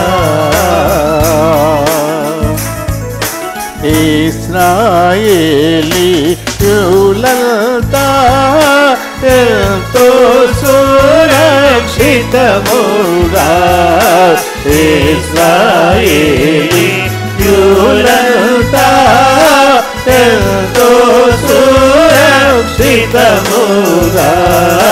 సముద్రము మధ్యలో ఆడిన నీలను నడచి సముద్రము మధ్యలో ఆడిన నీలను నడచి యెహోవాను గానము చేసెదము ఏకముగా. చూడు ఎంత అద్భుతమైన పాట వచ్చిందో. దేవుడు చేసేటువంటి అద్భుతం కళ్ళారా చూడడంతో వారి హృదయాలు ఉప్పొంగి ఆ కార్యాన్ని కీర్తనల రూపంలో దేవుని స్తుతించారు కదా. కాబట్టి బైబిల్లో మరి సంగీతం దాని గురించినటువంటి ప్రస్తావన మొదటిగా మనకి ఇక్కడే కనబడుతూ ఉంటుంది. అది సంఖ్యాకాండం 21వ అధ్యాయం 17-18 వచనాల్లో అక్కడ బెయోరులో పాట పాడుతూ బావిని తవ్వినట్టుగా మనకి అక్కడ కనబడుతుంది. సంఖ్యాకాండం 21. ఇశ్రాయేలీయులు ఈ పాట పాడిరి, బావి ఉబుకుము అని కీర్తించుడి, బావి చేతను దాన్ని త్రవ్వేది. బావిని తవ్వేటప్పుడు సంగీతం అక్కడ దేవుని స్తుతిస్తూ ఉంటే అక్కడ పని ఏమవుతుంది? సులువైపోతుంది. ఎందుకు? సమస్తానికి అధినాథుడైనటువంటి దేవుడు, సర్వశక్తి సంపన్నుడైనటువంటి దేవుడు, ఆలోచనకర్త అయినటువంటి దేవుడు అక్కడికి వచ్చేస్తాడు. ఎప్పుడు నువ్వు స్తుతించడం మొదలు పెడతావో అప్పుడు ఆయనకు వచ్చేస్తాడు, అక్కడికి వచ్చేస్తాడు. అక్కడ అప్పుడు ఏమవుతుంది? కార్యం సఫలమవుతుంది, దానికి దారులు ఏర్పడతాయి, ఒక మంచి ఆలోచన సమకూరుతుంది, అందరూ ఐక్యతతో పనిచేస్తారు. ఇవన్నీ స్తుతి ఐక్యతనిస్తుంది, స్తుతి ఆలోచన ఇస్తుంది, స్తుతి ఓ సమర్థతను ఇస్తుంది. కాబట్టి అప్పుడు ఇక్కడలాగా మామూలు 20-30 అడుగులు కాదు. మనం చదివాం కదా, అక్కడ యాకోబు బావి 100 అడుగులు తవ్వారట. ఏకంగా 100 అడుగులు లోపలికి తవ్వుకుండా వెళ్ళిపోయారంట. 100 అడుగులు. ఇప్పటికీ ఉంది 80 అడుగులు ఉందండి. ఇప్పుడు అది 20 అడుగులు పూడిపోయింది. ఇప్పుడు 80 అడుగులు ఉందంట అది ఆ బావి. అంత లోతు తవ్వితే తప్ప అవసరమైనంత నీరు రాదు. అంటే బోరు, అది ఒక రకంగా బోరు బావి లాంటిది, కింద ప్రవాహాల్లోకి వెళ్ళిపోతుంది. ఇది తవ్వింది లోపల ఆ ప్రవాహంలోకి తవ్వేస్తారు. కాబట్టి అక్కడున్న ప్రవాహం పైకి వచ్చేస్తుంది, ఆ ప్రవాహం పైకి వచ్చేస్తుంది అనమాట. కాబట్టి అంతంత లోతు తవ్వేవారు. మరి అప్పుడు ఎంత దేవుడు వారికి సహకరించాడు కదా, ఎంత గొప్పగా బావిని తవ్వగలిగారు. ఇక్కడ కూడా మరి సంగీతానికి ఎంతో ప్రాధాన్యత మనకి అక్కడ కనబడుతుంది. ఆ తర్వాత న్యాయాధిపతులు 5వ అధ్యాయంలో 1-31 వచనాల్లో అలా దెబోరా విజయోత్సాహంతో పాట పాడుతుంది. దెబోరా కదా, న్యాయాధిపతుల్లో 5 అప్పుడు దెబోరా నాయకత్వంలో బారాకు వాళ్ళు విజయాన్ని సాధిస్తారు. శత్రువుల మీద విజయాన్ని సాధించినప్పుడు వారు అక్కడ పాటతో విజయోత్సవం జరుపుతారు. అక్కడ విజయం తర్వాత పాట, విజయం తర్వాత పాట ఖచ్చితంగా కదా. ఇంకా తర్వాత సమూయేలు మొదటి గ్రంథంలో 18వ అధ్యాయంలో 6-7 వచనాలు చూసినప్పుడు దావీదు, సౌలు వీళ్ళందరూ కూడా ఫిలిస్తీయుల మీద విజయాన్ని సాధించి మళ్ళీ తిరిగి రాజనగరుకు వస్తున్న సమయంలో స్త్రీలు కన్యకలందరూ సమకూడి అక్కడ పాట పాడారు, దేవుని సంబూరలతో పాట పాడారు. ఆ పాటే దావీదు పీకల మీద తెచ్చింది. ఎందుకంటే సత్యం అది. దావీదు లేకపోతే అక్కడ విజయం లేదు. దావీదు వచ్చి గొల్లియాతును కూల్చేదాకా ఫిలిస్తీన్ల మీదకి ఇజ్రాయేలీలు పోలేరు. కాబట్టి అక్కడ విజయానికి ఎవరు మూలం? దావీదే మూలం. కాబట్టి అది చూసిన వాళ్ళందరూ కూడా దావీదు 10,000 కొలది, సౌలు 1000 కొలది అన్నారు. దాంతో ఈయన మొహం మాడిపోయింది. నేను ఎంత ఉన్నాను, ఈ బొడ్డోడేమో 10,000, నేనేమో 1000 అంటే వీళ్ళందరి దృష్టిలో దావీదు చాలా గొప్పోడు, నేను చాలా తక్కువ ఉన్నా, అదే పెట్టుకున్నాడు. ఇంకా అంతే, దావీదికి కష్టాలు మొదలైపోయినాయి. దావీదికి కష్టాలు మొదలైపోయినాయి కదా. వాళ్ళందరూ కూడా పాడారు, స్తుతించి. ఎందుకంటే విజయోత్సాహం, అది విజయోత్సాహం, అది విజయంతో జరిగినటువంటిది కదా. అలానే ఇంకా దినవృత్తాంతాలు మొదటి గ్రంథంలో 23వ అధ్యాయంలో 5వ వచనాన్ని చూస్తే, సొలొమోను రాజైనప్పుడు దాదాపుగా 4,000 మంది పాటలు పాడడానికి అక్కడ కూర్చోబడ్డారు. 4,000. ఇప్పుడు మనోళ్ళు 100 మందిని 200 మందిని పెట్టేవాళ్ళందరూ, అప్పుడు దావీదు 4,000 మంది పెట్టలేదు ఇంటి సొలొమోనప్పుడు, అందుకనే మేము పెడుతున్నాం అంటారు వీళ్ళు. కానీ అక్కడ అది గాత్ర ప్రధానం, వాయిద్యం కాదు. వాయిద్యాలు వెనక ఉంటాయి, ఫాలో అవుతూ ఉంటాయి అంతే, లయిస్తూ ఫాలో అవుతూ ఉంటాయి. కానీ ఇప్పుడు పాట అంటే ఎవరికి వినపట్ల, ఆ పాట ఏంటో ఎవరికి అర్థం కావట్లా. ఈ గుండెలు బయటకు వచ్చేసేలా ఈ సౌండ్లు మట్టికి వినపడుతున్నాయి. ఇది కాదు కదా మరి. హెబ్రీ సంగీతం, హెబ్రీ పాట, స్తుతి, అది గాత్ర ప్రధానం. అంటే మనిషి గొంతుకే మొదటి వినపడాలి. ఈ లయ అనేది వెనకాల అందిస్తూ ఉండాలి అంతే, పాట నడుపుతాకి ఆ లయ అంతే. కానీ ఇప్పుడంతా రివర్స్ అయిపోయింది. 4,000 మందిని పెట్టి దేవుని స్తుతించారు అక్కడ. 4,000 మందిని పెట్టి స్తుతించిన సందర్భం మనం అక్కడ చూస్తాం. అలాగే ఇది దినవృత్తాంతాలు 2వ గ్రంథంలో 30వ అధ్యాయం 21వ వచనం దగ్గరికి వస్తే, ఇక్కడ లేవి గోత్రికులు, యాజకులు రొట్టెల పండుగలో వీళ్ళందరూ కలిసి దేవుని స్తుతిస్తారు, పాడతారు. ఇక్కడ కూడా కదా. మరి ఈ రకంగా మరి తర్వాత చూస్తే ఉంటే దినవృత్తాంతాలు 15-16లో దావీదు లేవీలలో బంధువులైనటువంటి పాఠకులతో కలిసి పాటలు పాడినటువంటి సందర్భం అక్కడ కనబడుతుంది. కాబట్టి భక్తిలో సంగీతానికి, దేవుని స్తుతించడానికి చాలా ప్రాధాన్యత ఉంది ఖచ్చితంగా. అలా అని చెప్పేసి అది ఎర్రితలలు వేయకూడదు. కొంతమంది ఏం చేస్తారు, ఉన్నాయి కొన్ని సహవాసాలు, ఆ కొన్ని సహవాసాల్లో చప్పట్లు కూడా కొట్టరు, ఏ వాయిద్యం వాయించరు, అలా పాడతారు అంతే, అలా పాట పాడతారు అంతే. చప్పట్లు కొట్టడం కానీ వాయిద్యం వాయించడం కానీ ఉండదు. మరి ఇప్పుడు ఎలా? ఎందుకంటే అందులో అల్లరి ఉందంటున్నారు వాళ్ళు. దేవుడు అల్లరికి కర్త కాదు, అందుకని ఈ వాయిద్యాలు ఉంటే అల్లరి వచ్చుద్ది. అలానే సంగీతం లేకుండా నీ హృదయానికి ఎలాగా ఉత్సాహం, ప్రోత్సాహం వస్తుంది? మితిమీరకుండా ఉండాల్సినంత ఉండాలి తప్ప మొత్తానికి మానేయకూడదు కదా. మొత్తానికి మానేయకూడదు. ఈ కూడా చప్పళ్ళు కూడా కొట్టరు, ఉత్తనే పాట పాడతారు అంతే. ఊరికి ఎలా పాట పాడతారు, అది కూడా ఇబ్బంది. ఎందుకంటే బైబిల్లో ఉంది, కొత్త నిబంధనలో కూడా ఉంది కదా. అంటే వీళ్ళు చప్పట్లు కొట్టనటువంటి వాళ్ళు కొత్త నిబంధన మట్టుకే పాటిస్తారు, పాత నిబంధన జోలికి వెళ్ళరు. వాళ్ళ చేతుల్లో కూడా కొత్త నిబంధనే కనబడుతుంది. ఎందుకంటే పాత నిబంధన రద్దయిపోయిన ఏది రద్దయిందో నీ దగ్గర ఉండాలి కదా. రద్దయిపోయింది అయినా సరే, ఇప్పుడు ఎక్కడైనా ఎవరైనా పొలం కొన్నారనుకోండి, ఇప్పుడు కొత్త డాక్యుమెంట్స్ వచ్చాయి, పాత డాక్యుమెంట్లు పడేస్తారా, తగలబెట్టేస్తారా? ఇంక అక్కర్లేదు కదా. అవి కూడా ఎందుకుంటాయి మరి? ఎందుకుంటాయి? అవి ఎవరి దగ్గర కొన్నాము అనడానికి, ఈ కొత్త డాక్యుమెంట్ దేన్ని బట్టి వచ్చిందో అనడానికి ఆధారం అది కదా. అది లేకపోతే ఇది ఎలా చెల్లుతుంది? చెల్లదు. నువ్వు ఇది ఆక్రమించుకుని రాయించుకున్నావు అనొచ్చు ఎవరైనా.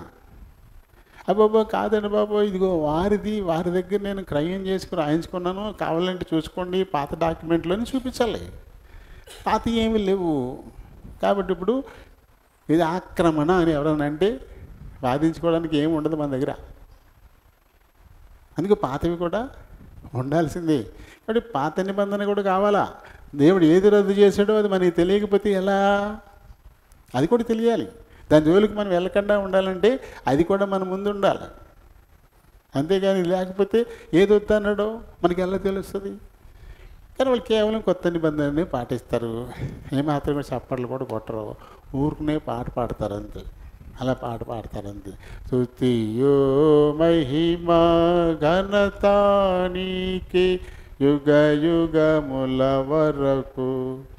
ఎంతో చప్పట్లు కొట్టకపోతే కనీసం పాట లైన్లో ఎలా వెళ్తుంది?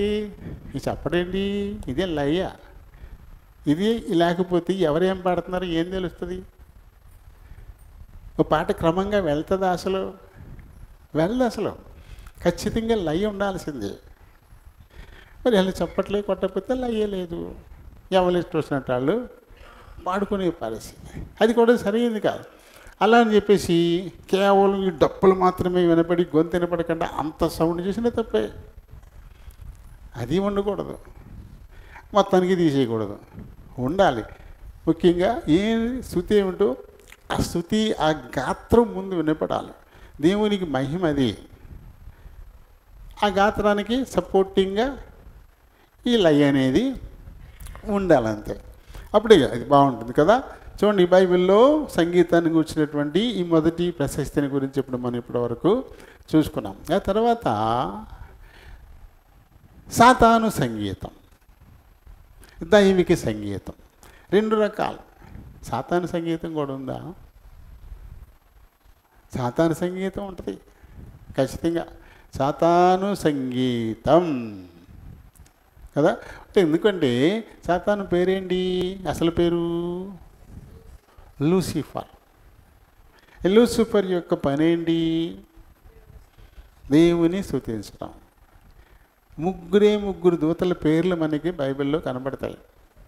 ముగ్గురు దూతలు. అందులో ఒక దూత దేవుని స్తుతించే వారికి నాయకుడు, అదే లూసిఫర్. ఒక దూత ఏమో ప్రభు పక్షాన్ని యుద్ధం చేసేటువంటి వాడు, తను మిఖాయేల్.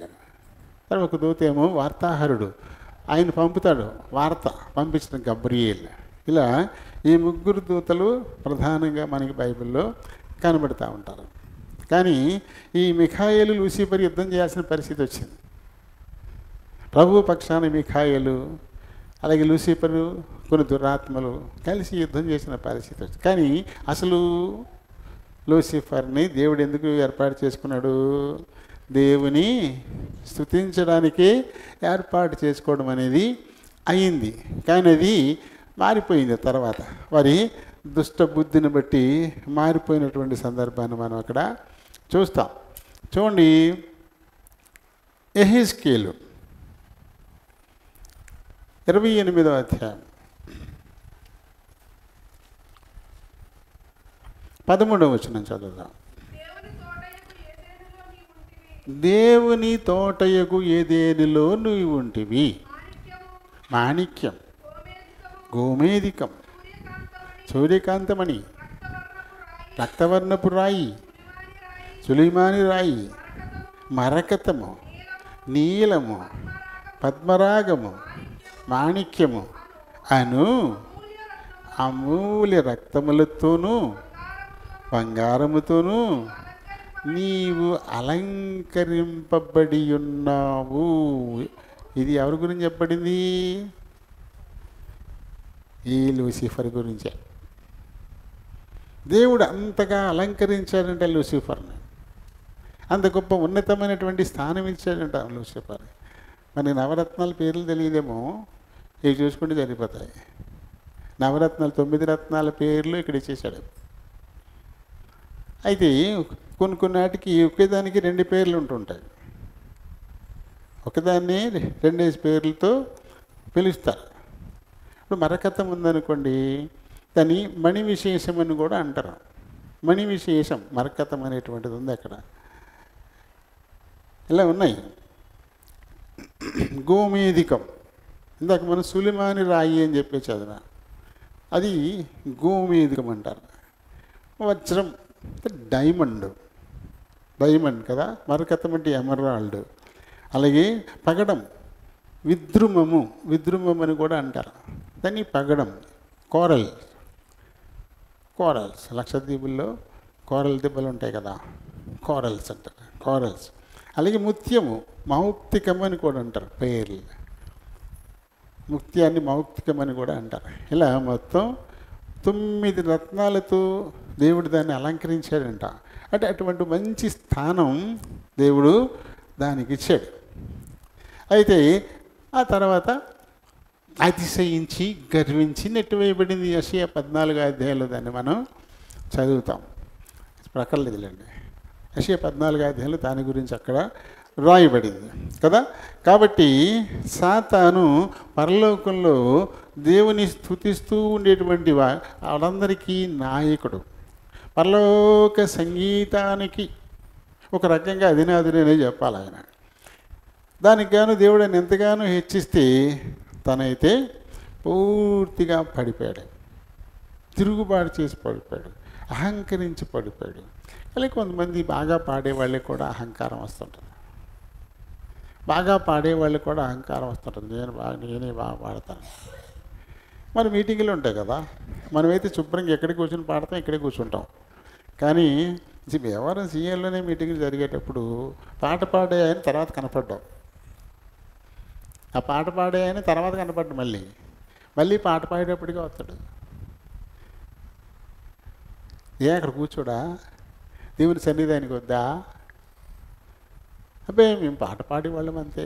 నా పని అయిపోయింది, నేను రూమ్కి వెళ్ళిపోయి రిలాక్స్ అవుతాను, మళ్ళీ ఎప్పుడు పాట వస్తుందో అప్పుడు తిరిగి వస్తాను. మరి వాక్యం వద్దా నీకు? ఏంటిది? అలాగే వాయిద్యాలు వాయించేవాళ్ళు కూడా పాట అయిపోగానే బయటికి వెళ్ళిపోతారు, అక్కడ కూర్చోరు. ప్రధానంగా దేవుని సన్నిధిని కూర్చోవడం ముఖ్యం. తర్వాత నీకు వచ్చింది ఏదో నువ్వు చేస్తున్నావు, అంతేగాని ఇదేనా ముఖ్యం? ఇదైపోగానే బయటికి వెళ్ళిపోతావా?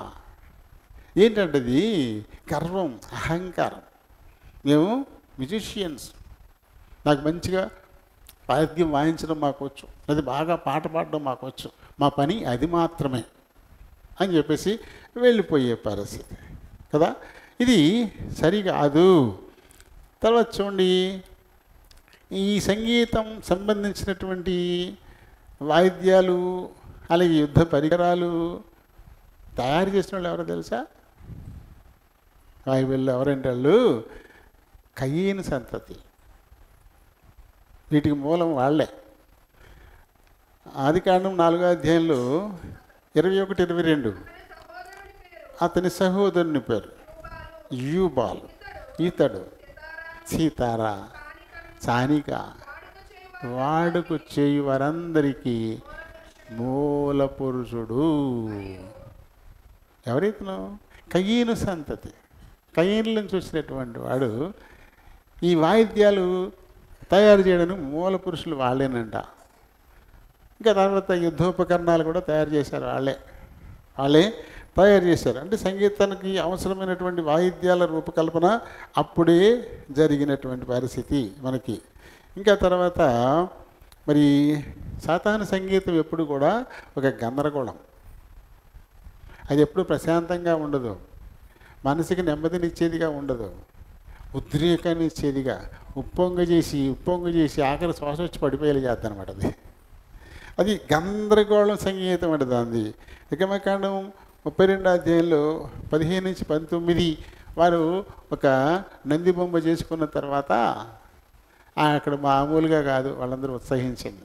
అప్పటికి మోషే దేవుని పర్వతం మీద ఆజ్ఞలు పొందడానికి వెళ్ళాడు. ఈ లోపల అహరోనుతో వీళ్ళు ఒక దూడను చేయించుకుని రకరకాల వాయిద్యాలు వాయించుకుంటూ ఇంకో ఒక లెవెల్ కాదు, ఒక లెవెల్ కాదు, మామూలు గందరగోళం కాదు కదా. అలా ఉంటుంది అక్కడ మనకి 15 నుంచి 19 దాకా గందరగోళ సంగీతం ఉంటుంది అక్కడ. ఏంటి ఆ గందరగోళం అన్నట్టుగా ఉంటుంది. అందులో విశేషమేమి ఉండదు. మరి ఏం చేస్తున్నది ఎవరికి తెలియదు. ఒక స్తుతివాక్యం వినపడదు అక్కడ. గందరగోళంగా ఉంటుంది. గందరగోళంగా ఇప్పుడు వచ్చే సంగీతాలు గందరగోళంగా ఉంటున్నాయి. ఇప్పుడు వచ్చే పాటలు కూడా గందరగోళంగానే ఉంటున్నాయి కదా. ఏదో పాసి వాయిస్తో పాడతారు పాట. ఆడ గొంతుకు అసలు వేరుగా ఉంటుంది, పాడేసేపటికి ఇంకొకలా పాడతారు. అంటే రెహమాన్ సంగీతం అంటారు. రెహమాన్ వాయిస్, రెహమాన్ సంగీతం అలా పాడుతున్నారు కొంతమంది. పాటలు చూడండి రికార్డులు. మనం ట్రాక్ తప్పేస్తాం అలాంటి పాటలు వింటే. అవి నేర్చుకుంటే మన మాధుర్యం కూడా పోద్దు. అలాంటివి వద్దు. చక్కగా మన సంగీతమే, మన పాటలే నీట్గా పాడుకోండి. ఇళ్ళల్లో కూడా ఇవే వినపడాలి. అవి అనవసరం. అవి మనకి ఏది కొత్తగా కనపడుతున్నాయి అంతే. ఎప్పుడు ఇవే పాడుతున్నాం కదా, అవి కొత్తగా ఉన్నాయండి. అవి కొత్తగా కొత్తదనం కావాలా? దేవుని స్తుతించడానికా లేకపోతే కొత్తదనం కోసమా? ఏముందా కొత్తదనంలో? మనుషులు కల్పించారు. అవి కల్పన, వాక్యం కాదు అది. మనం వాక్యం ఎత్తి పాడాలి. వాక్యాన్ని పాట రూపంలో వినిపించాలి. వాక్యమే పాట రూపంలోకి పోవాలి. అంతేగాని మనుషులు తమ సొంత ఇష్టాలని కల్పించేసి సంగీతం పెట్టేసి పాడేస్తుంటే అవి మనకి ఇష్టమా? ఆరాధించకుండానే నేనుండలేనయ్యా, నేను ఆరాధించకుండానే నేనుండలేనయ్యా ఇలాంటి పాటలు వస్తున్నాయి. అందులో ఉండలే. మరి ఏం చేస్తావు? ఉండలేడంట. అంటే ఆరాధించడం, ఇంకా ఆరాధించకుండా నేను ఉండలేను, కానీ ఆరాధన మాత్రం చేయడు. నేను ఉండలేను ఇక. మరి ఇంకా ఆరాధన ఎక్కడుంది అక్కడ? ఎంతసేపు నేను ఆరాధించకుండా నేను ఉండలేనయ్యా. నువ్వు ఆరాధించట్లేదు కానీ ఉండలేను, ఆరాధించకుండా ఉండలేను. ఈ పాటలు వినపడుతున్నాయి ఇప్పుడు.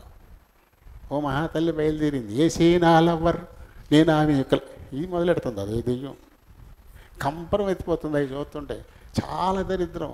అన్యులు మనల్ని విమర్శించడానికి ఎక్కువ అవకాశం ఇస్తూ ఉన్నారు.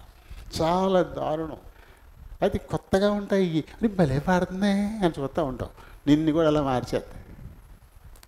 అలాంటి టక్కని తీసి పారేయండి. అస్సలు అటువంటి చూడకండి. అలాంటివి అసలు పిల్లలకి అస్సలు అనిపించద్దు. పిల్లలకి ఏం దొరికింది అదే పట్టుకుంటారు. ఆ బుడ్డద మొదలెడుతుంది, ఏదేదో మొదలెడుతుంది, అది ఎక్కడ వినేసేసి. అసలు అలాంటి వాళ్ళకి వినపడినవ్వకండి. పాట అంటే దేవుని వాక్యమే పాట కావాలి. అదే పాట మనం పాడాలి. అంతే తప్ప మనం సొంతంగా కల్పించుకున్న పాటలు కాదు. మన ఇష్టానికి ఏదో కల్పించేసుకుని పాడతాం. ఇవన్నీ అవసరం. అలా మనకు అలాంటివి వద్దు. కేవలం మన పాటలు గొప్పతనాన్ని తెలుసుకోండి మీరు. దేవుని వాక్యం తప్ప మన పాటల్లో ఇంకేమీ ఉండదు. వాక్యం ఏముందో అదే ఉంటుంది. రాసిన ఆయన సొంత ఉద్దేశం అక్కడ అస్సలు ఉండదు. కానీ ఇప్పుడు మనుషులు వాక్యం రాయట్లే, వాళ్ళ ఉద్దేశాలను అందులో బలవంతంగా చొరబెడతా ఉన్నారు. అవి ఎందుకు మనకి? అయ్యొద్దు కదా. సరేండి. తర్వాత దానియేలు 3:5-7 వరకు చూస్తే అక్కడ నెబుకద్నెజరు ఓ పెద్ద విగ్రహాన్ని నిలబెట్టాడు. అక్కడ రకరకాలైనటువంటి వాయిద్యాలు వాయిస్తూ ఉండగా అందరూ వచ్చి దానికి సాష్టాంగపడాలా. అదొక గందరగోళం. ఆ సంగీతం దెయ్యం సంగీతం. అది కూడా సాతాను సంగీతమే. గందరగోళం. నానా విధమైన వాయిద్యాలు అని రాయబడింది అక్కడ. నానా విధాలైన వాయిద్యాలు.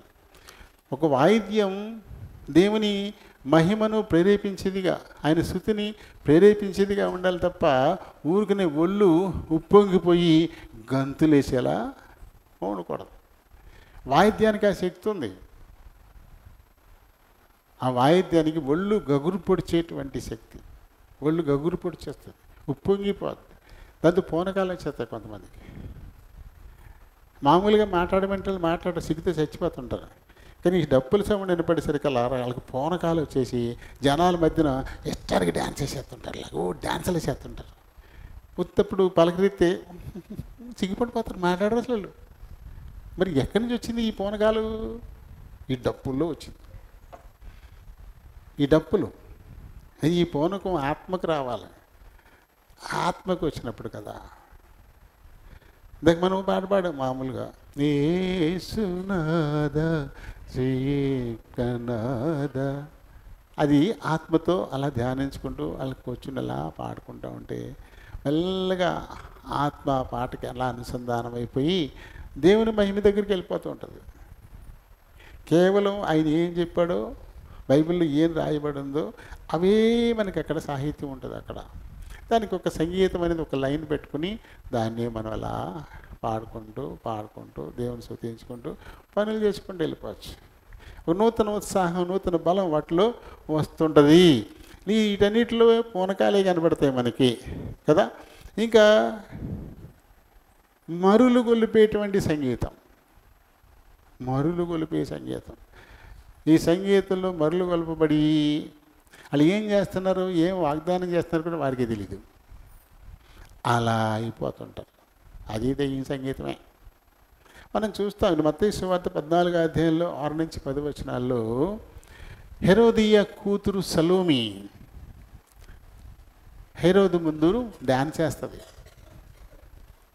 ఆ డ్యాన్స్లో రాజుగారు తన్మయత్వం చెందేస్తాడు. మామూలు కాదు, ఇలా అలా కాదు, తన్మయత్వం చెందేసి వెంటనే నా బిడ్డ నీకేం కావాలి అడుగు, ఏదైనా సరే ఇచ్చేస్తాను నీకు.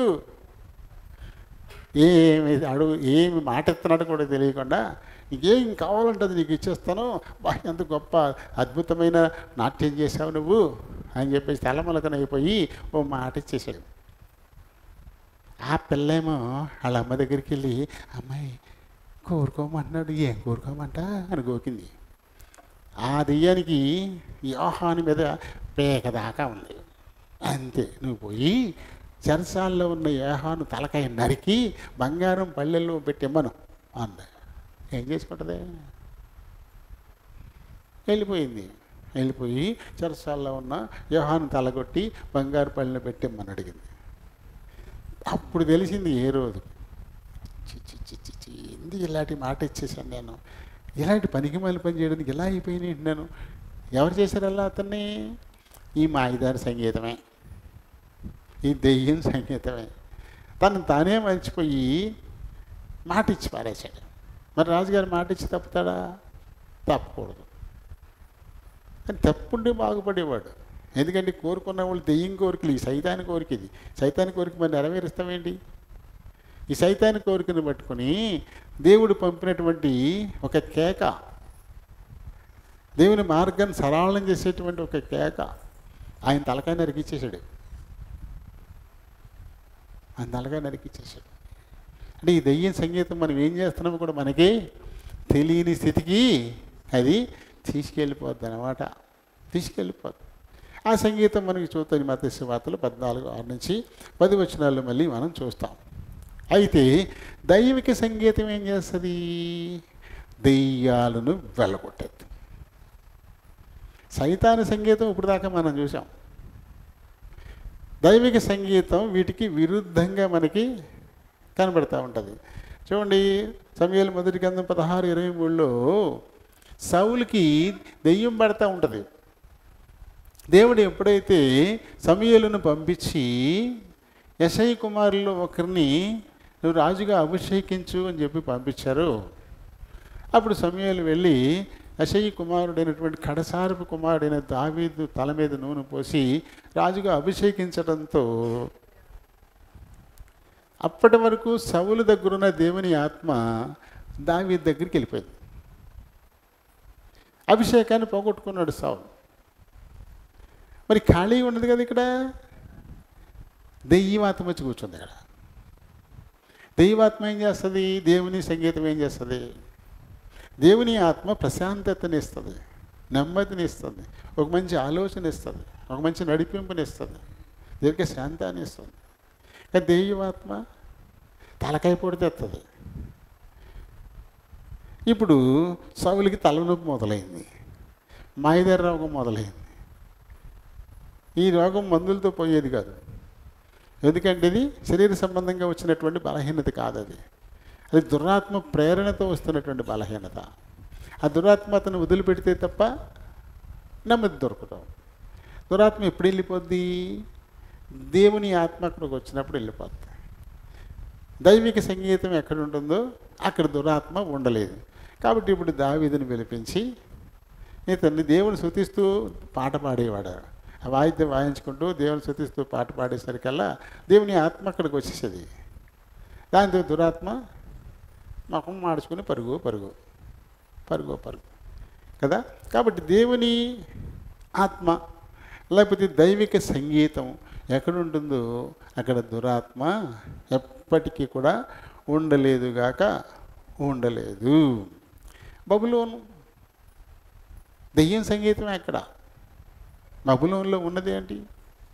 దెయ్యం సంగీతమే కదా. అది నాశనం అయిపోవాల్సింది. ప్రకటన 18:22 ఉంటుంది. ప్రకటన 18:22 భూమి మీద గొప్ప గొప్ప ప్రభువులై ఉండిరి జనములన్నీ నీ మాయా మంత్రముల చేత మోసపోయిరి. కావున వైనికుల యొక్కయు గాయకుల యొక్కయు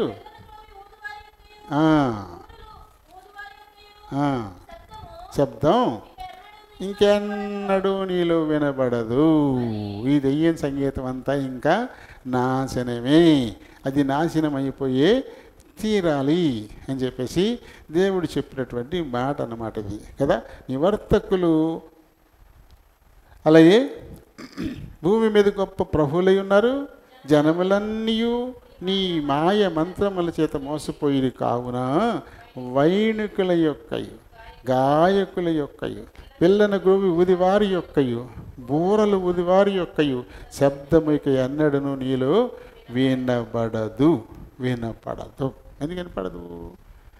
నాశనం చేసేస్తాడు. ఈ బూరలు ఎప్పుడు వస్తాయి? లాభం వచ్చినప్పుడు వస్తాయి, ఆశీర్వాదాలు వచ్చినప్పుడు వస్తాయి.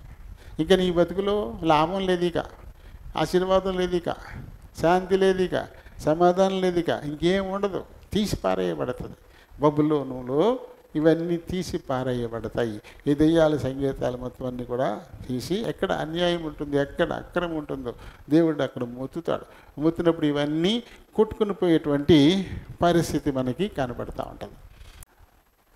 అలాగే అది మరి బైబిల్లో సంగీతాన్ని గురించినటువంటి మొదటి ప్రశస్తుల గురించి మనం వరుసగా చూసుకొచ్చాం.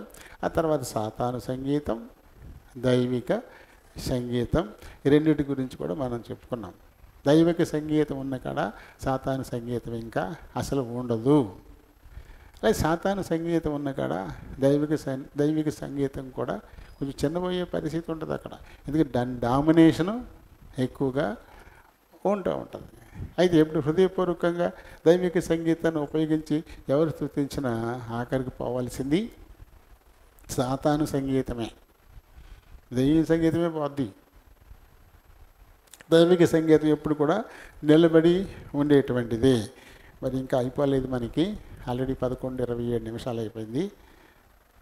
కాబట్టి ఇవాళకి అవదు. వచ్చే ఆదివారం దీన్ని మరి ముగిద్దాం. మనం ఇంకా ఉన్నాయి. అంటే దైవారాధనను సంగీతం ఏ రీతిగా ప్రేరేపిస్తుంది, ఎలా దేవుని ఆరాధించేటువంటి కార్యక్రమాన్ని సంగీతం ఎలా ప్రోత్సహిస్తుంది, ఎలా ముందుకు మనల్ని తీసుకెళ్తుంది అనేది. అలాగే అసలు ఈ కొత్త నిబంధనలో అది ఇంత చెప్పుకున్నాం కదా, కొత్త బంధన చెప్తారు. కొత్త నిబంధనే చెప్పే కొంతమంది చప్పట్లు కూడా కొట్టరు అని, లయ కూడా లేదు వాళ్ళకి. కానీ కొత్త నిబంధనలో కూడా సంగీతం ఉంది. అది చాలాసార్లు పౌలు చెప్తాడు, పౌలు సంగీతంతోనూ ఆత్మ సంబంధమైన పద్యాలతోనూ ఒకరినొకరు ప్రోత్సహించుకుంటూ అంటూ మనకు కనబడుతూ ఉంటాయి. మరి వీళ్ళు ఎందుకు మరి ఈ వాయిద్యాలు వాయించడం మనకు తెలియదు. కొత్త నిబంధనలో సంగీతం గురించి ఉంటుంది. అలాగే మేలైనటువంటి సంగీత పరిచర్య అంటే ఏది నిజమైన మంచిది, అనుసరించాల్సినటువంటి సంగీత పరిచర్య ఎలాంటిది అని దాని గురించి, అలాగే ఆత్మ ప్రత్యక్షతలు వీటి గురించి ప్రభు చిత్తమైతే వచ్చే ఆదివారం మనం ధ్యానించుకొని ఈ విషయాన్ని మనం ముగించుకోవచ్చు. ఇప్పుడైతే అవదు. మరి ఇప్పటి వరకు ఏం నేర్చుకున్నాం మనం? బైబిల్లోని సంగీతానికి ఉన్న ప్రాధాన్యత ఏమిటి, అది ఎక్కడ ఆరంభమైంది, ఖచ్చితంగా మిరియామే మొదటి వ్యక్తిగా మనం చెప్పచ్చు. దేవుని స్తుతించిన మొదటి వ్యక్తిగా మనం చెప్పచ్చు. అయితే తను మొదటి వ్యక్తే, కానీ ఆ రకంగా పాడి దేవుని మహిమపరిచి శాపానికి లోనే వ్యక్తి కూడా మొదటి వ్యక్తి తనే కదా. నిజంగా ఎర్ర సముద్రాన్ని దాటి యువతలు రావడంతో చాలామందికి మాదిరిగా ఉండి చాలామందిని ప్రేరేపించి దేవుని స్తుతించినటువంటి ఒక ప్రవక్త్రి. కానీ తనలో కూడా అసూయ వచ్చింది, తనలో కూడా ద్వేషం వచ్చింది. అప్పుడు గొప్పగా పాటలు పాడే వాళ్ళలో కూడా ద్వేషాలు ఉంటాయి, అసూయలు ఉంటాయి అనడానికి మిరియామే మనకి ప్రత్యక్ష సాక్షి. పైగా అహం, నేను పెద్దదాన్ని అనేటువంటి అహం. దేవుడికి కావాల్సింది వయసు కాదు కదా. వయసు అయితే అహరోన్ని ముందు వాడుకుంటాడుగా. అహరోనికి మోషే దేవుడు చెప్పిన మాటది. దేవుడే చెప్పాడు మోషేతో, నువ్వు నీ సహోదరునికి దేవుడివిగా ఉంటావన్నాడు. అంతే. నేను నీకు చెప్తున్నది దేవుడు నీతో మాట్లాడుతున్నట్టు, అలాగే నువ్వు నీ సహోదరుడికి చెప్పేది దేవుడు నీ సహోదరుడితో మాట్లాడుతున్నట్టే. కాబట్టి అతనికి నువ్వు దేవుడిగా ఉంటావన్నాడు. మరి తమ్ముడు చిన్నోడు అయినా అన్నకి తమ్ముడినే దేవుడు చేశాడు దేవుడు. కాబట్టి వయసు కాదు ఇక్కడ ముఖ్యం. మిరియాము అలాగే ఆలోచించింది, వీడు నా తమ్ముడు, నేనే కనుక లేకపోతే వీడు అసలు బతికేవాడే కాదు. నేనే ఫరో ఇంటికి ఎండు చేర్చా, ఫరో కుమార్తె కొడుకుగా పెరగడానికి నేనే కారణం, మళ్ళీ తీసుకొచ్చి అమ్మ ఒళ్ళో పెట్టింది కూడా నేనే, లేకపోతే ఎక్కడున్నాడు మోషే. ఇలాంటి అహంకారం తనకు వచ్చేసింది. తీర్పు దేవునికి వదిలిపెట్టడం మానేసి కూసు దేశానికి చెందిన ఒక స్త్రీని వివాహం చేసుకున్నాడని తప్పుగా విమర్శిస్తూ మాట్లాడేస్తాడు. మోషేతోనే దేవుడు మాట్లాడాడా, మోషేదిని పలకించడా, మేము పలకలేదా, అలా చాలా అహంకారంగా మాట్లాడితే పాపం మోషే ఏమీ కంప్లైంట్ చేయలేదు. దేవుడు సుమోటోగా తీసుకున్నాడు ఈ కేసు. దేవుడే సుమోటుగా ఈ కేసు తీసుకుని అహరోన్, మిరియాం మీరు రండి, నా సన్నిధికి రండి అని పిలిచాడు. అంతే. వచ్చి గజగజలు ఆడుకుంటూ వచ్చారు. ఎందుకు నా సేవకుడైన మోషేని గురించి మీరు తప్పుగా మాట్లాడడానికి భయపడలేదు? మోషే సామాన్యుడు అనుకుంటున్నారా మీరు? నా ఇల్లంతటిలోనూ నమ్మకమైన వాడు, నా మహిమను తేరి చూస్తాడు, నాతో మాట్లాడతాడు. అలాంటి మోషేని గురించి ఈ రకంగా మాట్లాడడానికి మీరు ఎందుకు భయపడలేదు అని చెప్పేసి కుష్ఠరోగంతో మోతేశాడు. అలా తను ఆ రీతిగా మొత్తపడ్డానికి కారణం ఏంటి? అహం. తనలో అహంకారం వచ్చింది. తమ్ముడు చిన్నోడు, నేనే వీడికి బతుకునిచ్చాను, నా వల్లే వీడు బతికాడు, అలాంటిది నాకంటే పెద్ద గొప్పోడు వీడు. దేవుని దృష్టికి గొప్పోడు కావాలా, నీ దృష్టికి నువ్వు అనుకుంటే కాదు కదా. కాబట్టి ఆ రకంగా శిక్షను అనుభవించింది కూడా మిరియామే. మొదటిగా దేవుని స్తుతించింది కూడా మిరియామే. ఆ తర్వాత ఈ రకమైనటువంటి శిక్ష పొందింది కూడా మిరియామే. ఒక వారం రోజుల పాటు పాలానికి వెలుపల ఉండాల్సి వచ్చింది. అది కూడా మళ్ళీ మోషే అడిగితే. అహరోను దేవుణ్ణి అడగల, మోషేని అడిగాడు. నా ప్రభువా అంటాడు మోషేని. అహరోను అన్నయ్య, నా ప్రభువా అంటాడు. పోనీలే ఒక వారం రోజుల పాటు తండ్రి కనుక ముఖాన్ని వస్తే సిగ్గుతూ ఒక వారం రోజులు బయట ఉండదా, అలా ఉండి అన్నాడు అనమాట. అలా ఒక వారం రోజుల పాటు ఆ శిక్ష పరిమితి చేశారు. ఆ రకంగా బయటికి పోయింది, వెలుపలికి పోయింది. అంటే నేరస్తురాలే కదా, శిక్ష పడ్డ ఖైదీ జైలుకెళ్ళి వచ్చింది అంతే. అది ఎందుకు అలా అయిందంటే అహం. బట్ అహంకారం ఎప్పుడూ పనికిరాదు. నేను చాలా బాగా పాడతాను, నేను చాలా బాగా మాట్లాడతాను, నేను ఏ కార్యక్రమాన్ని నేను చాలా బాగా చేస్తాను. ఏది అల్టిమేట్ అసలు? ఏది ఉంది గొప్ప? ఒకడు బాగా పాడితే అంతకంటే బాగా పాడేవాడు ఇంకోడు ఉంటాడు. నువ్వు బాగా మాట్లాడితే అంతకంటే బాగా మాట్లాడేవాడు ఇంకోడు ఉంటాడు. నువ్వు కొంత బరువును ఎత్తితే నీకంటే ఎక్కువ బరువు ఎత్తేవాడు ఇంకోడు ఉంటాడు. అక్కడితో ఏది ఆగిపోదు. ఎప్పుడు మనకంటే ఎప్పుడు పైన ఉండేవాళ్ళు ఉంటూనే ఉంటారు. కాబట్టి ఎలా చెప్పుకుంటాం మనం గొప్ప అని? అలా మనం చెప్పుకోకూడదు. అలా చెప్పుకోవడం వల్ల దేవుని చిత్తానికి విరుద్ధంగా నడుచుకున్నట్టే. దేవుడు మెచ్చుకునేవాడు యోగ్యుడు తప్ప తనను తాను మెచ్చుకునేవాడు యోగ్యుడు కాదని కదా బైబిల్ చెప్తుంది. అలాగే తగ్గించుకునేవాడు ఎప్పుడు కూడా హెచ్చింపబడతాడు, హెచ్చించుకునేవాడు ఎప్పుడు కూడా తగ్గింపబడతాడని చెప్తామంటే ఎలా హెచ్చించుకుంటాం మనం? మనం ఎప్పుడు కూడా గొప్ప చేసుకోకూడదు, మళ్ళీ మనం గొప్పగా ఎప్పుడు చెప్పుకోకూడదు. అలా ఎప్పుడు నువ్వు చెప్పుకుంటున్నావు అప్పుడు సాతాను ట్రాక్లో పడిపోయావు. అలా గొప్ప చెప్పుకునే కదా పరలోకాన్ని నుంచి అది నెట్టేయబడింది. అది సాతాను బుద్ధి. గొప్ప చెప్పుకోవడం, గొప్ప చేసుకోవడం అది ఎవరి బుద్ధి అంటే సాతాను బుద్ధి. సాతాను ఏ రీతిగా పడదోయబడిందో ఇలా గొప్ప చెప్పుకునే వాళ్ళు కూడా అలాగే పడదోయబడతారు. కాబట్టి అది ఎప్పుడు మనం కోరుకోకూడదు, అలాంటిది ఎప్పుడు కోరుకోకూడదు. దేవుడు మనకి ఇచ్చినటువంటి దీనిని బట్టి దేవునికి వందనస్తులమై ఉండాలా. ఎంతవరకు దేవుని మనం స్తుతించగలిగామో అంతవరకు స్తుతించాలి, అంతే తప్ప ఇంకొకరితో మనం కంపేర్ చేసుకోకూడదు, పోల్చుకోకూడదు, తక్కువ చేయకూడదు వాళ్ళని.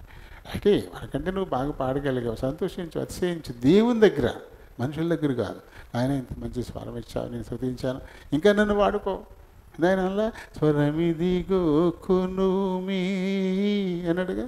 ఇదిగో నాకుంది స్వరం ఉందన్నాడు, ఒప్పుకున్నాడుగా. నాకుంది స్వరం. పరరాజా నిన్ను గూర్చి నిరతము పాడా నిన్ను. దేవుని అడుగుతున్నాడు, ఇదిగో నాకు ఇచ్చిన స్వరం, ఇదిగో వరాలు ఇచ్చేవో రాజా, ఇదిగో నిత్యము నీ గురించి పాడడానికి దీన్ని నువ్వు వాడుకో. కాబట్టి నువ్వు స్తుతించేది దేవుని కోసం, నీ కోసం కాదు. నువ్వు పాడేసి బాగా పాడేనా, పాడేసి నేను బాగా పాడేనా, లేదా ప్రసంగం చేసి బాగా చెప్పానా, ఏంటి ఎవరి కోసం చెప్తున్నారు, ఎవరి కోసం పాడుతున్నారు? ఈ ఎప్పుడు వచ్చినాయో ఇది అహం నాశనానికి ముందు నడుస్తుంది అంటది. ఇది వచ్చింది అంటే నీ ముందు నాశనం నడుస్తుంది అనమాట, తీసుకెళ్ళిపోతుంది అది.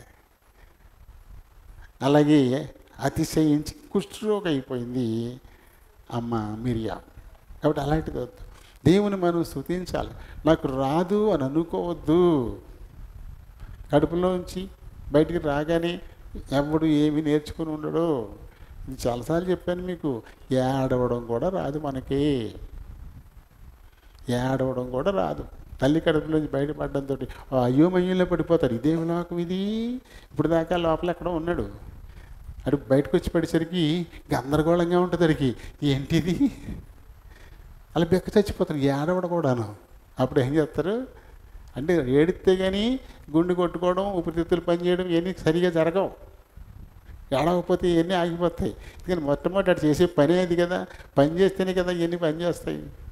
అందుకని ఏం చేస్తారు, గిల్లుతారు, కొడతారు, కొట్టి ఏడిపిస్తారు వాళ్ళని, క్యార్ క్యార్ క్యార్ అని ఏడిపిస్తారు. అప్పుడు గుండె ఊపిరితిత్తులు అని చక్కగా యాకోచం సంకోచం ఇవన్నీ పని చేస్తాయి అనమాట. దానికోసం అలా చేస్తారు. మనోళ్ళు కొంతమంది కూడా అయ్యో బుద్ధిగా డాక్టర్ గారు కదా జాలీదా పిల్లలు ఏడిపించేస్తున్నాడా, ఎందుకు ఏడిపిస్తున్నాడు అని బాగుండాలని ఏడిపిస్తున్నాడు. అది అర్థం కాదు వీళ్ళకి, ఏడిపించేస్తున్నారంట. అలా మాట్లాడుతుంటారు కదా. మరి మనకేమీ రాదు, అన్నీ భూమి మీద పడ్డాకే నేర్చుకుంటున్నాం. కాబట్టి నాకు పాట పాడడం రాదు అని అనుకోవద్దు, నాకు చప్పట్లు కొట్టడం రాదు అని అనుకోవద్దు. బాగా కొట్టే వాళ్ళని చూడండి, వాళ్ళతో పాటు కొట్టే ప్రయత్నం చేయండి. అలాగే పాట నేర్చుకోండి. మీ దగ్గర ఇంచుమించుగా అందరి దగ్గర స్మార్ట్ ఫోన్లు ఉన్నట్టే ఉన్నాయి. అసలు మరి నేను పాడిన పాటలు ఉంటాయి కదా, ఆ పాట పెట్టుకుని దాంతోపాటు పాడుకోండి, వచ్చేస్తుంది పాట అంతే. ఆ పాట పెట్టుకుని అది ఆ పాట వస్తూ ఉంటుంది కదా, నువ్వు దాంతో కలిపి పాడేయాలి. దాంతో కలిపి పాడేస్తూ ఉంటే ఆ లైన్కి నువ్వు కూడా వెళ్ళిపోతావు, ఆ లైన్లో పడిపోతావు. అందుకే నేను అలాగే నేర్చుకున్నాను. బాలసుబ్రహ్మణ్యం పాటలు రేడియోలో వచ్చి, బాలసుబ్రహ్మణ్యం పాటలు రేడియోలో వస్తే ఆ పాటతో పాటు నేను కూడా కలిపి పాడతా నేర్చేసుకున్నాను.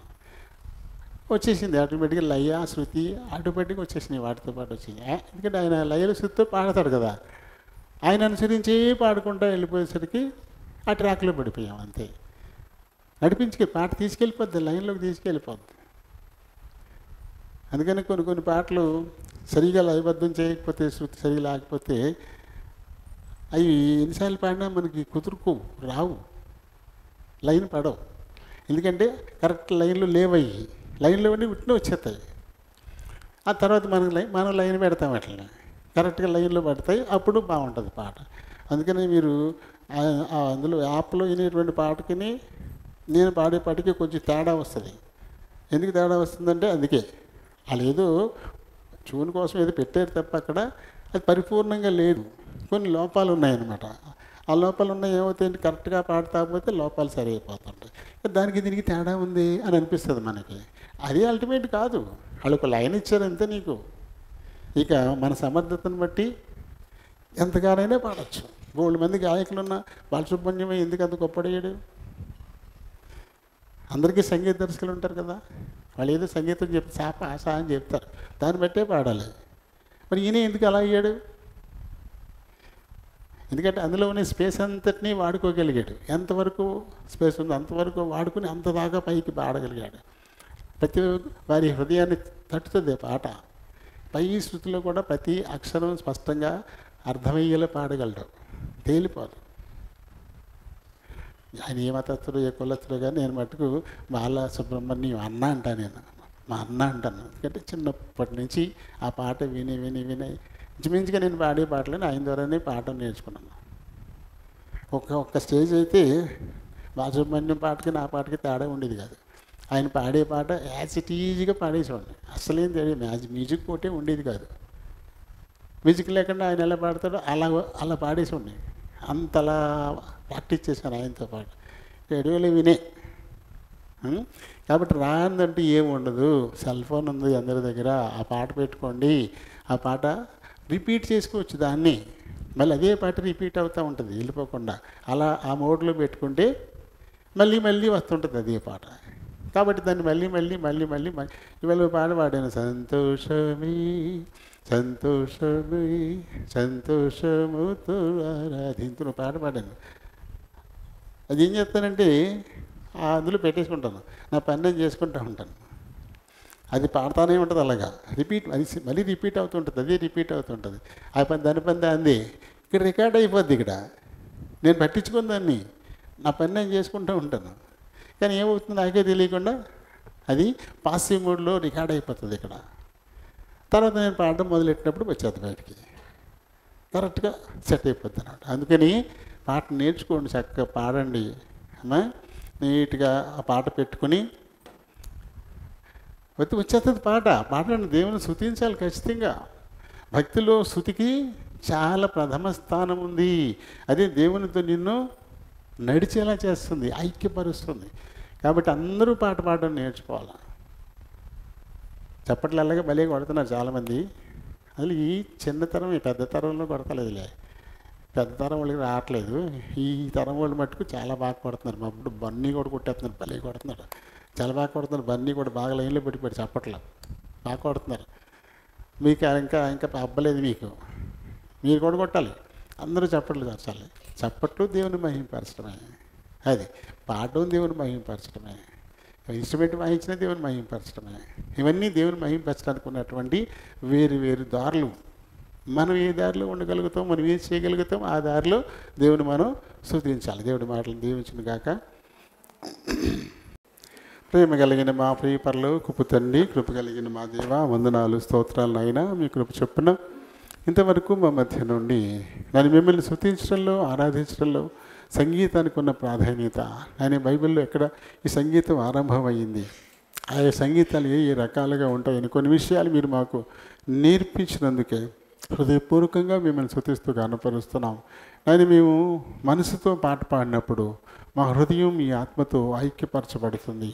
అప్పుడు అది మీరు ఎంతగానో స్తుతిస్తుంది, తను కూడా ఎంతో ఆనందపడుతుంది, నూతన ఉత్సాహాన్ని కూడా అది పొందేదిగా ఉంటుంది. అటువంటి అనుభవంలోనికి మేమందరం కూడా రావడానికి సహాయం చేయమని కోరుతున్నాను. కొంతమంది మంచిగా పాడుతున్నారు, కానీ కొంతమంది పాట పాడలేని వారు, చప్పట్లు కూడా కొట్టలేనటువంటి వాళ్ళు ఉన్నారు. వారందరినీ జ్ఞాపకం చేసుకోండి. అయినా వారికి పాట పాడడం నేర్పించండి, చప్పట్లు కొట్టి మిమ్మల్ని మహింపరచడం కూడా నేర్పించమని మీ చేతులకి అప్పగించుకుంటున్నాను.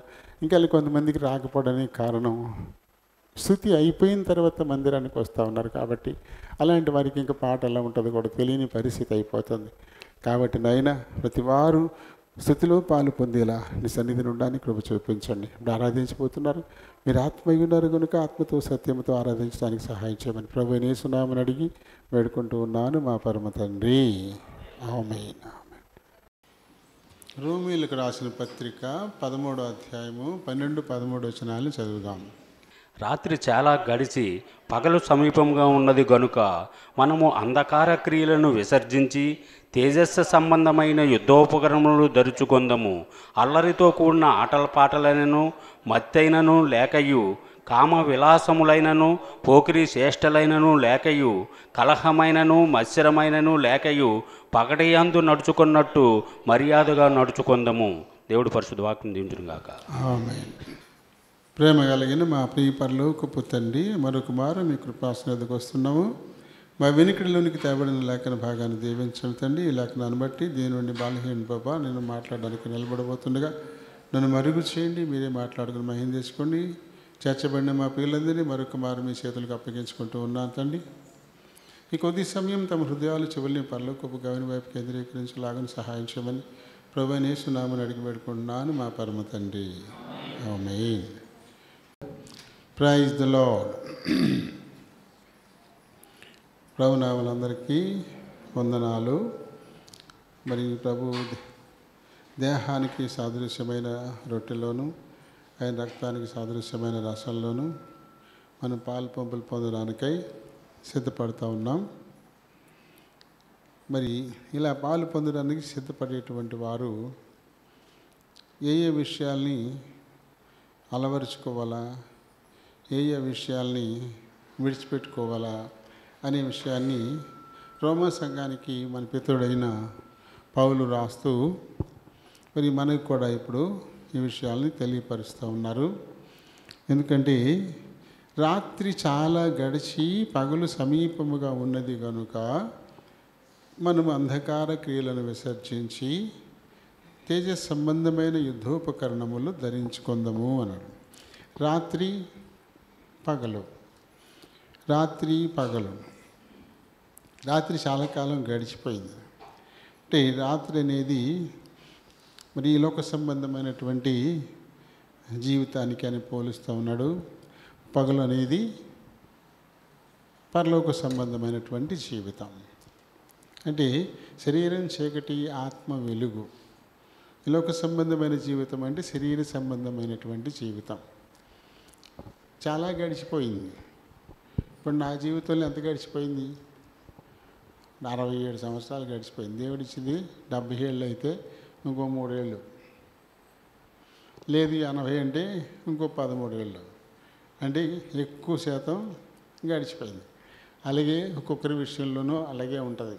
వారి వయసుని బట్టి వయసుని శరీర సంబంధమైన జీవితం చీకటి దానికి పోల్చబడింది ఇక్కడ. అది చాలా కాలం గడిచిపోయింది. అంటే చాలా కాలం గడిచిపోయింది మీ జీవితాల్లో, చాలా వయసు గతించిపోయింది, ఇంకా దగ్గరికి వచ్చేసారు. అయితే ఇప్పుడు వెలుగు వస్తుంది, పగలు వస్తుంది. ఇప్పుడు చెడ్డ క్రియలు చేస్తారు. చెడ్డ క్రియలు చేయడానికి చీకటి అనువైనది, పాపం చేయడానికి దేవునికి ఇష్టం కానీ చేయడానికి చీకటి చాలా అనుకూలమైనటువంటి సమయం. కాబట్టి రాత్రి సమయం అంటే తప్పుదారి నడిచేటువంటి సమయం, తప్పిపోవడానికి ఎక్కువ అవకాశాలు ఉండేటువంటి సమయం. కానీ ఇప్పుడు మనం పగటి సంబంధం అవుతున్నాం. అంటే ఇప్పుడు తప్పులు చేసేటువంటి పరిస్థితి ఇంకా లేదు. ఇంకా మరి పగలు వచ్చేసిన ఇంకా చీకటి సంబంధులు కానీ ఉండిపోతే వారు ఎలా ఉన్నారు? దొరికిపోతారు కదా. దొంగలు ఎప్పుడు దొంగతనం చేస్తారు? కోడి కోయకముందే ముగించుకుని వెళ్ళిపోతారు. పట్టపగలు ఏమీ రారు. అది అక్కడక్కడ పగలు కూడా చేస్తున్నారులేండి. ఇప్పుడు మామూలుగా అయితే దొంగల టైం అంటే రాత్రి. కొన్ని బళ్ళు రాత్రులు ప్రయాణం చేస్తుంటాయి. సంతకాడ ఎక్కితే తెల్లారి దిగుతారు. దొంగల బళ్ళు అని పిలిచేవారు ఇదివరకు, దెయ్యాల బళ్ళు అని. రైలుకి ఆ పేరు పెట్టేవారు, దెయ్యాల బళ్ళు.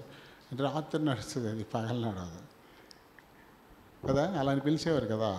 కాబట్టి చీకటి అంటే దెయ్యాల సమయం, చీకటి అంటే చెడుకు సమయం, చెడ్డ పనులు చేయడానికి అనువైనటువంటి సమయం. ఈ లోక సంబంధమైన జీవితం అంతా చీకటి సంబంధమైనది. దానిలో నుంచి మనం వెలుగు సంబంధులుగా మారాలి అంటే పగటి వారం కావాలి. పగట్లో వెలుగులో తప్పులు ఇప్పటికీ చేసేవారుగా ఎవరు కూడా ఉండరు. కాబట్టి మరి మనం ఏం చేయాలి? ఇప్పుడు అంధకార క్రియలను వదిలేసేయాలి, చీకటి సంబంధమైన క్రియలను పూర్తిగా మనం వదిలేయాలి. మనం పగటి వారం కాబట్టి ఈ పగట్లోకి వచ్చేసిన తర్వాత చీకటి సంబంధమైన వాటితో పోరాటం కూడా తప్పదు, ఉంటూనే ఉంటుంది. ఉన్నాయి కదా, మన బ్యాక్గ్రౌండ్ అదే కదా, మరి అది మనల్ని ఇబ్బంది పెడుతూనే ఉంటుంది. దాంతో మనం పోరాడాలంటే ఏం చేయాలంటాడు? తేజస్ సంబంధమైన యుద్ధోపకరణాలు అంటే వెలుగు సంబంధమైనటువంటి యుద్ధ ఉపకరణాలని మనం ధరించుకుంటే అప్పుడు చీకటితో మనం పోరాడడానికి శక్తివంతులం అవుతాము అంటాడు. ఇప్పుడు బల్లలో పాలు పొందడానికి సిద్ధపడే ప్రతి వారు కూడా ఇప్పుడు వెలుగు సంబంధులు, పగటి సంబంధులు. ఇలాంటి వారికి మరి గతం పట్టుకుని పీడిస్తూ ఉంటుంది, లాగుతూనే ఉంటుంది, అటువైపు మనల్ని తిప్పుతూనే ఉంటుంది. దాంతో నిరంతరము మనం పోరాడాల్సి ఉంటుంది. ఈ పోరాడడానికి ఈ లోక సంబంధమైన ఆయుధాలు ఏమీ పనికిరావు. దాని కొరకు తేజస్ సంబంధమైన వెలుగు సంబంధమైన యుద్ధోపకరణాలు మనం ధరించుకుని తీరాలి. అంటే వీటితో ప్రభు లోకాన్ని గెలిచాడో ఆ లక్షణాలని మనం కూడా కలిగి ఉండకపోతే తప్పిపోతూ ఉంటాం. వాళ్ళలో పాలు పొందే అర్హతను మనం కోల్పోతూ ఉంటాం. వాళ్ళలో పాలు పొందేటప్పుడు కూడా మరి ఇంకా చెడుగానే నడుచుకునేటువంటి పరిస్థితులు. దానివల్ల ప్రమాదం ఉందని కదా పౌలు గారు చెప్పాడు. కొరింథీయులకు రాసిన మొదటి పత్రికలో ప్రమాదం ఉందనిగా చెప్పాడు. అయోగ్యులుగా అంటే మీరు ఇంకా చీకటి సంబంధులుగానే ఉంటూ వెలుగు సంబంధాలు మనం అనుకుంటూ ప్రభు దేహంలో రక్తంలో మీరు పాలు పొంగులు పొందుతూ ఉంటే మీరు అయోగ్యంగా పొందుతున్నట్టే. కాబట్టి అలాంటి వాళ్ళు అనేక రోగులు అవుతున్నారు, చాలామంది చనిపోతున్నారని కూడా అక్కడ చెప్పబడింది. కాబట్టి మనం ఏం చేయాలి? ఇప్పుడు తేజస్ సంబంధమైన యుద్ధోపకరణాలను ధరించుకొని ఆ చీకటి మనకి ఇచ్చేటువంటి ప్రేరేపణ, ఆ చీకటి మన మీద చూపించేటువంటి ఆకర్షణ, వీటితో మనం పోరాడి వెలుగు సంబంధాలుగా నిలబడితేనే ఆయన బాలలో మనం పాలు పొందే అర్హత మనకు ఉంటుంది అని రోమా సంఘానికి ఇచ్చినటువంటి హెచ్చరిక ఇప్పుడు మనకు కూడా ఆయన ఇస్తూ ఉన్నాడు.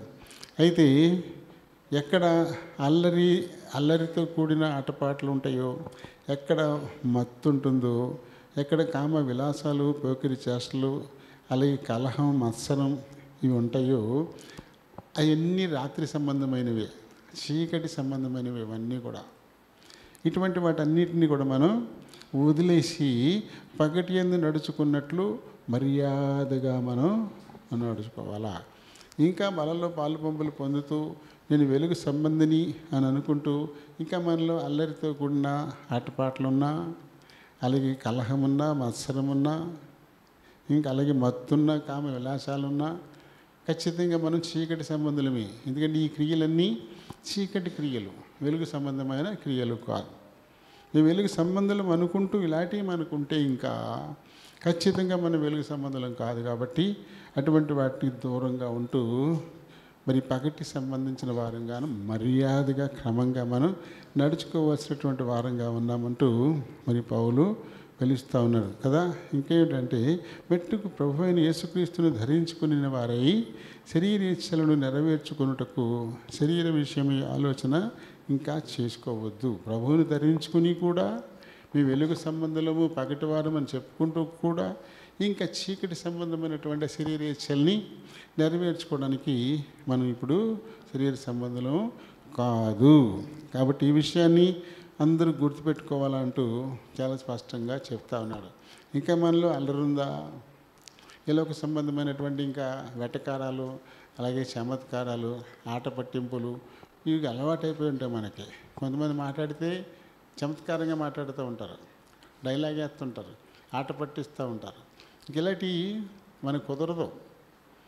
ఇలాంటివి ఉంటాయి, వీటి వెనకాల నవ్వు వస్తుంటుంది. ఎందుకంటే మనం పగటి సంబంధంలో అవి సరిపోయినాయి. చీకటి ఇప్పటిదాకా చీకటిలో బతికాం, అవి దానితోటే సరిపోయినాయి. ఇంకా అవి వెలుగు సంబంధాలు కూడా వస్తే మనం క్రమంగా నడుచుకున్నవారు కాము, ప్రభు బలలో పాలు పొందేటువంటి వారం.